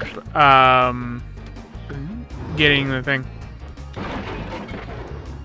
Apparently the voice actor of Finn in episode 7 played a character called Moses in a different movie.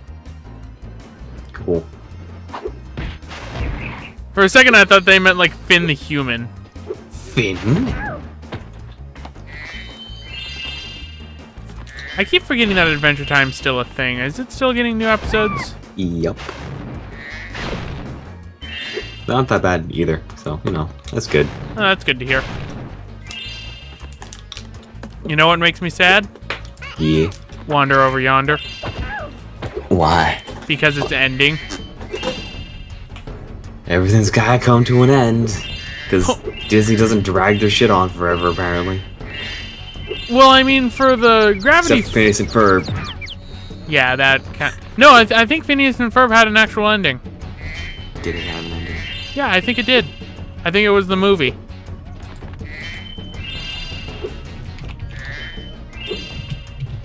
Awesome. That's spell Phineas. I don't even know how you spell Ferb. I'm just gonna hope that's it.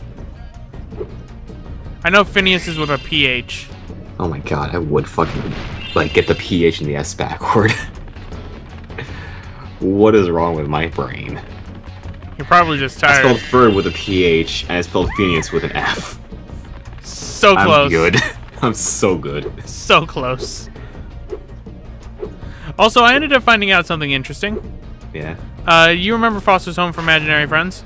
Yep. The actor who plays Blue in that one plays Lord Hater in Wander Over Yonder.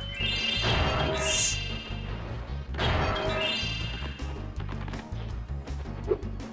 Alright, so let us get a berry. According to Sky the Slayer, they're still making Phineas and Ferb episodes, so I guess I was wrong.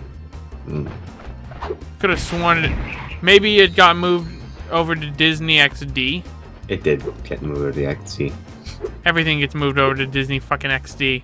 Because that's where all their cartoons go. It's like Cartoon Network for Disney XD. For Disney, I mean. Fuck. Yeah, but when I was growing up, it used to be Disney Channel was the cartoon channel. No. No. That makes me so sad. You have no idea. Especially because I can't get Disney XD. Because I need to have a box in order to get that.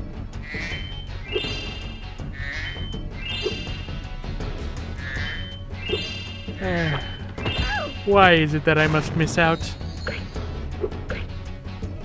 Alright, so let's see. I don't know what Disney's gonna have left for them then if they end up keep on like canceling their shows. Well, you know, they got Marvel's Guardians of the Galaxy, so that's pretty rad. I mean, they got pretty much just the Marvel shows. Yeah, they've got pretty much just the Marvel shows. But knowing Disney, they might... I think they also have the Mickey Mouse shorts. Have you seen those? Yeah, but I mean, those are like, you know, 5 minutes or whatever. Yeah, but they're still pretty good. I love them. Not really, like, show quality. I mean, well, not quality, I mean, you know, they're not shows. You know, unless they make them into a show. That'd be pretty rad. I could see them making a block, sort of that. Oh yeah, I'm Pickle and Peanut. Oh yeah, that's the thing. That's their Uncle Grandpa, and that's fucking crazy. I think it... No, I think it probably has... I think It's- Uncle Grandpa probably has more cohesion than Peanut and Pickle. Yeah, Pickle and Peanut. yeah. And even then, Uncle Grandpa, I think, got canceled, didn't it? I'm pretty sure it didn't. I haven't seen anything about Uncle Grandpa. Well, you know, it still plays a lot. Not as much as Teen Titans Go. You know, because it's everyone's favorite show. Everyone's. Yeah. Everyone that hasn't seen the fucking original show. No, the thing And that everyone that's a kid. No, even kids I don't think really like Teen Titans Go compared to it. Because, I mean, my biggest problem with Teen Titans Go, I don't care about the visuals, or even that it's going for comedy route. It's just that its writing's lazy. You know, it's just one of those shows that don't give a shit. Yeah, I know, but it makes me so sad that they don't give a shit. It's like, you could have had a story. Nah. No, it didn't even need a story. Wander Over Yonder doesn't have really an overarching story, and that's fine. Yeah, but they have cohesion, which is the thing. They're more built based on characters. Teen Titans Go does not have cohesion at all. Like, there's barely anything that'll, like, carry over to any of the other episodes.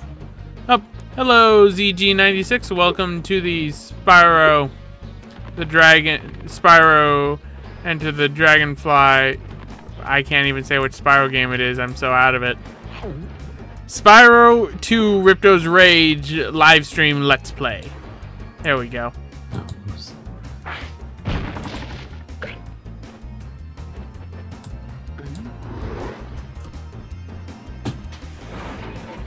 like for Teen Titans Go, I agree with Nanomark. There are a couple of good episodes. There are. When you have that many episodes, it's really hard to not have a few hits. But it's as long as your writing's not extremely terrible.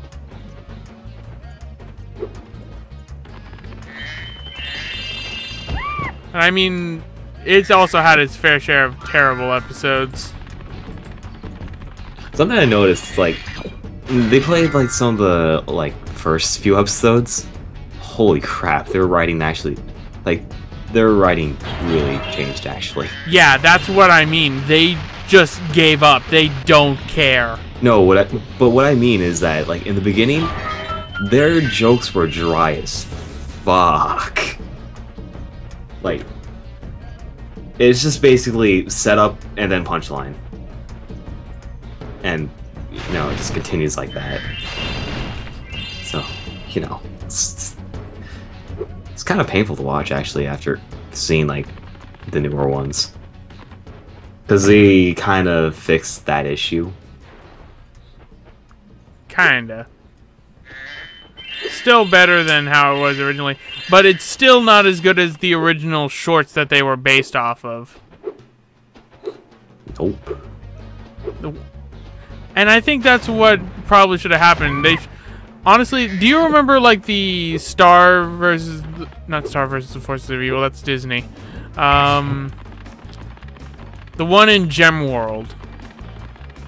What? During when DC had its lineup on Saturday mornings, there was a short that was pretty much of one of DC's superheroes in Gem World. It was a cartoon style drawing, but it was like the character was really good and it could have made a good series. They should have done that and then sprinkled in like Teen Titans Go as remaining like a 30-second cartoon that goes like in between episodes. Nah. I wish I could remember the name of that thing. Thanks for helping me reach the Great Berry Bush. Now we can eat berries all the time. Here, take this. It's a gift from all of us hippos. Alright, and we get a gift from all the hippos, which is the Shady Oasis Talisman, which is a genie lamp.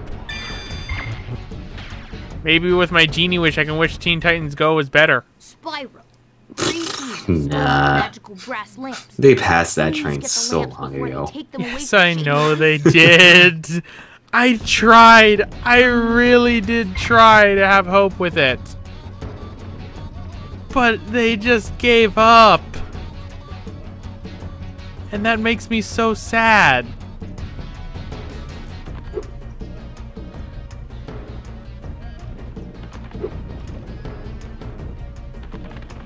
Well, you know, maybe one day Disney XD will come to regular cable and we'll be able to actually watch Disney XD instead. I wish I could watch Disney XD. Because my dad recently got the fucking mini boxes since Cox was moving everything off cable. Yeah. They're fucking dicks. Yeah, I got the mini boxes that don't give you Disney XD. Or very much for that matter. Yeah. It's fucking bullshit, actually. Believe it or not, I actually get more channels than I did beforehand. Like, yeah, I do get more channels, but I don't give a shit about any of those channels. I don't blame you. It's like, whoa, I got a bunch of fucking radio stations, thanks. I mean, literally, I care more about the radio stations than most of the other random channels that got sprinkled in.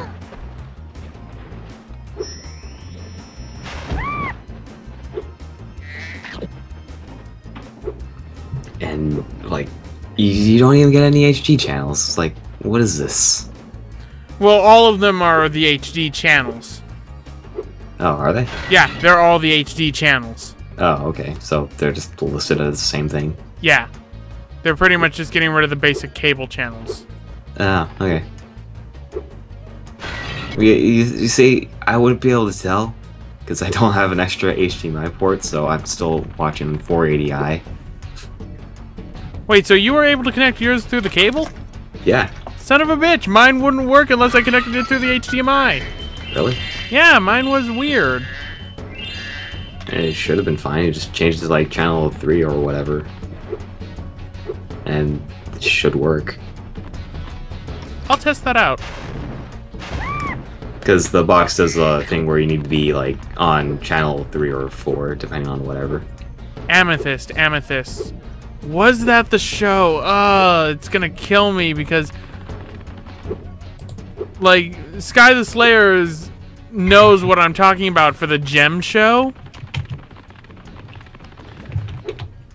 It was part of the DC universe, and then they also had the Elastic Man short cartoon, which I loved. I loved that little short. Well, let's look up Amethyst in DC. Richway Amethyst Biomats. Amethyst Princess Gemworld. Amethyst Princess Gemworld, that's what it was. Thanks for bringing back the 3 magic lamps. Here, take this orb. Some fairy left it with me, but it won't hold a proper shine. This hippo is lying to me. This thing is shining something fierce. What? This hippo ends up going to me and says, "Here, this fairy gave me this, this fairy gave me this orb, wait, but I think I it remember this now. I'm gonna rewatch it just to make sure. You do that. I am gonna go and fight Gulp."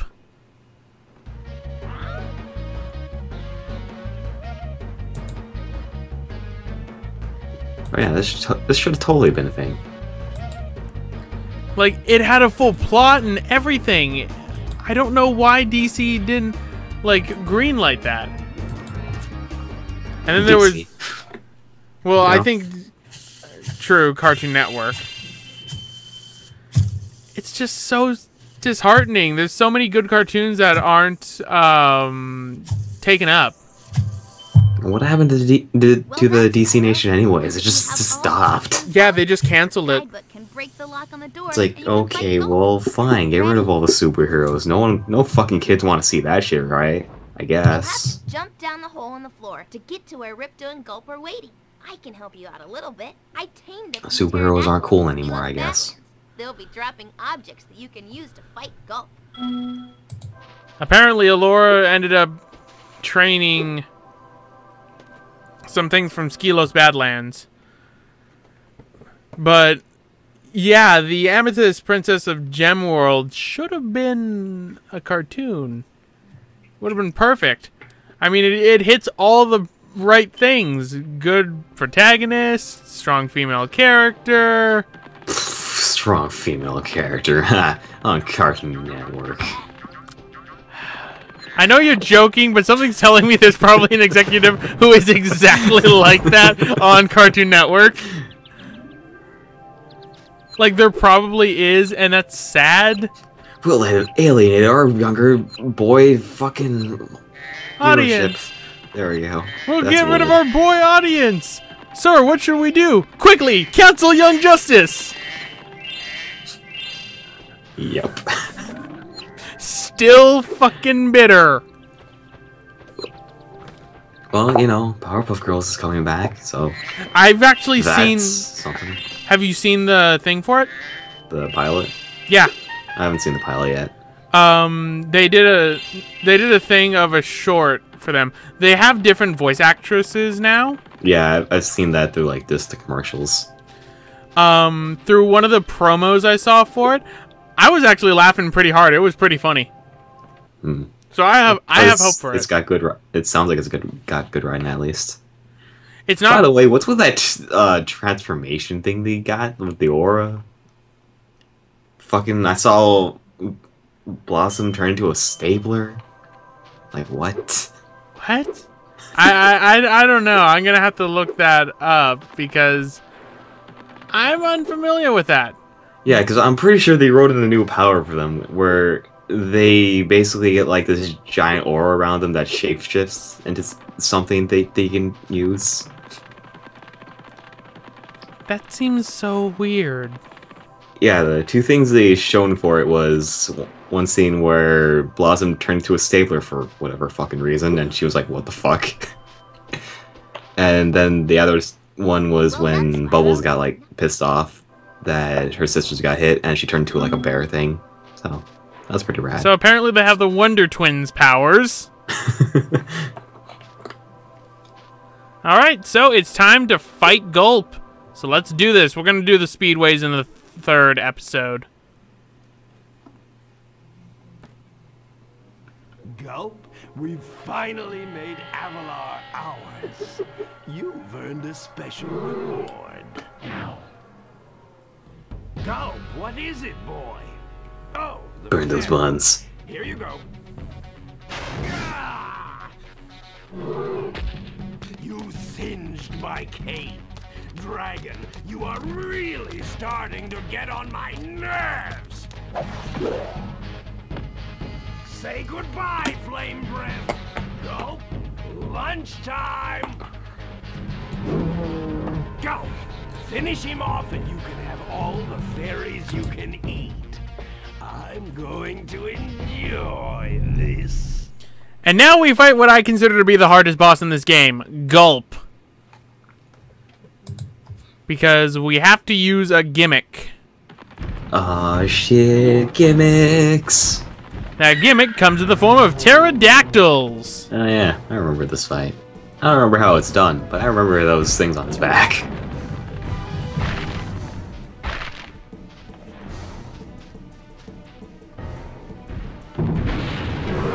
Right, that's one. There is, I believe, a skill point for not getting hit while fighting Gulp, which is difficult as balls.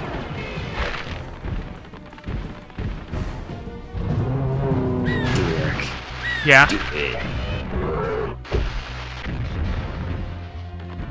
I believe in you. Believe in you who believes in me? Yeah, that also believes in you. Good to know. I love the music that plays for this, though. It's like a nice guitar riff. Why are these eagles dropping, vultures dropping eggs anyways? The pterodactyls. Those look like vultures. Yes, I know they do, but they're supposed to be pterodactyls, I swear. I don't believe you. Elora said they were pterodactyls. She obviously does not know what a fucking pterodactyl is. Yes, I know. These are clearly vultures.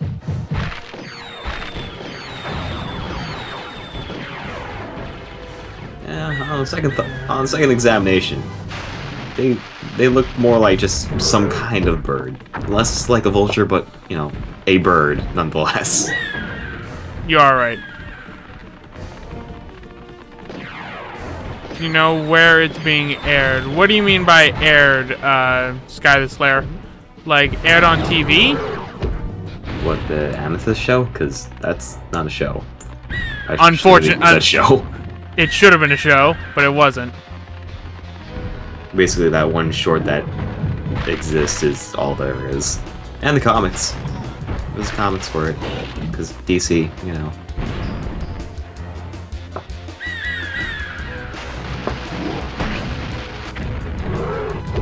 I'm gonna die.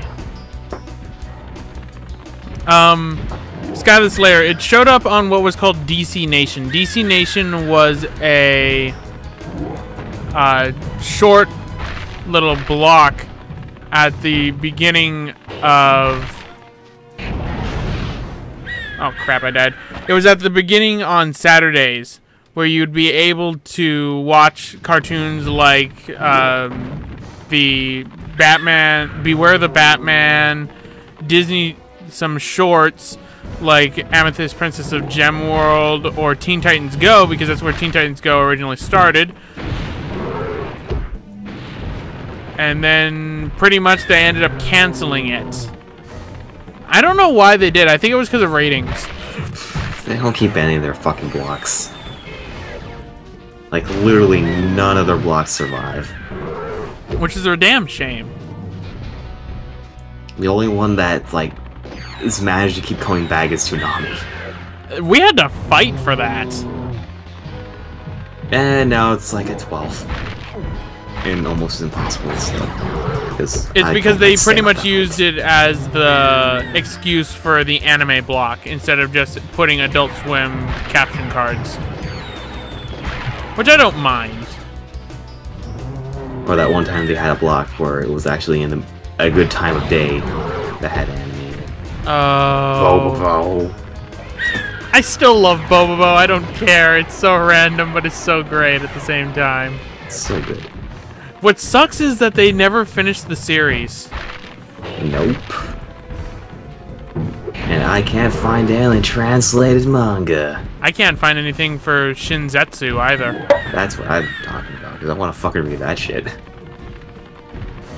I'm sad because Jelly Jiggler's not in that series. Damn.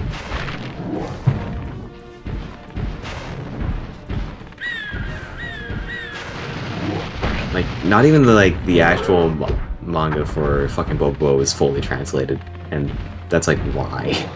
I know, that's what makes Why me is this taking years? I don't know why it is. I think it's because they can't find the scanlations. Like, good scanlations of it. Ugh.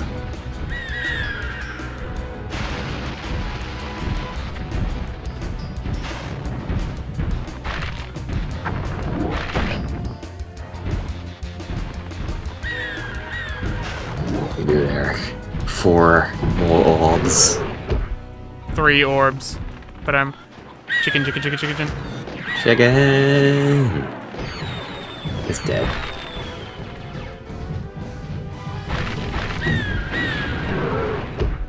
Two orbs.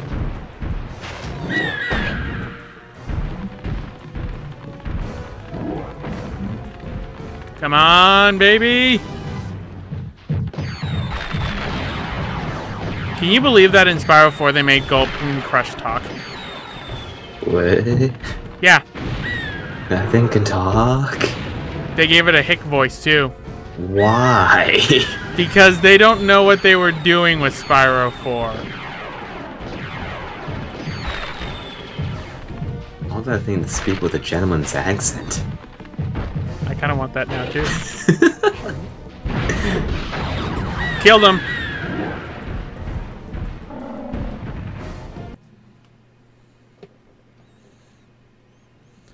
No, DC Nation was on, like, what, 3 years ago?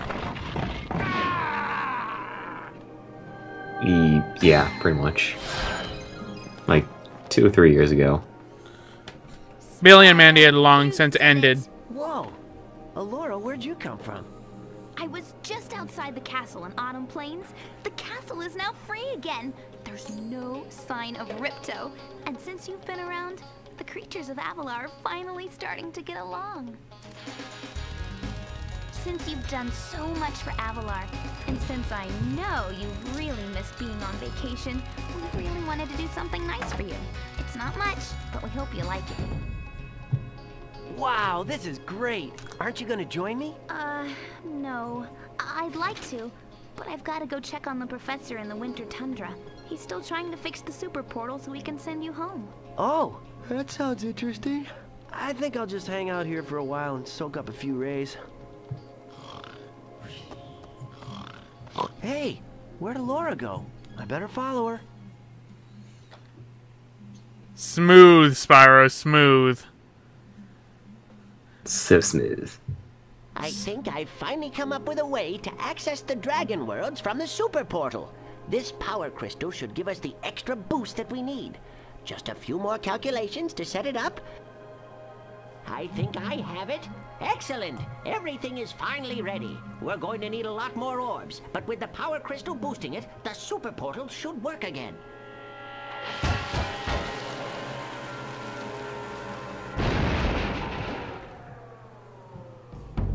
So, you thought you had gotten rid of me? Well, I'm afraid not.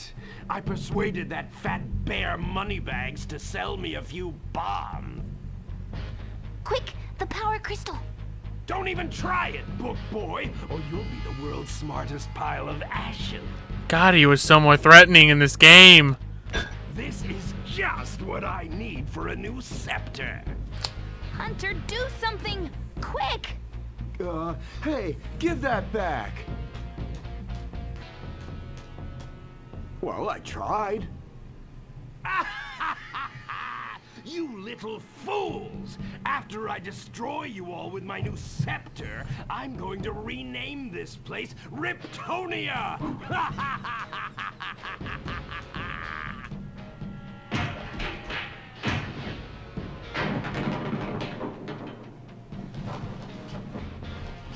I can never tell if the flags are rolling up or if they're burning up when they're switched with Ripto. I think they're rolling up.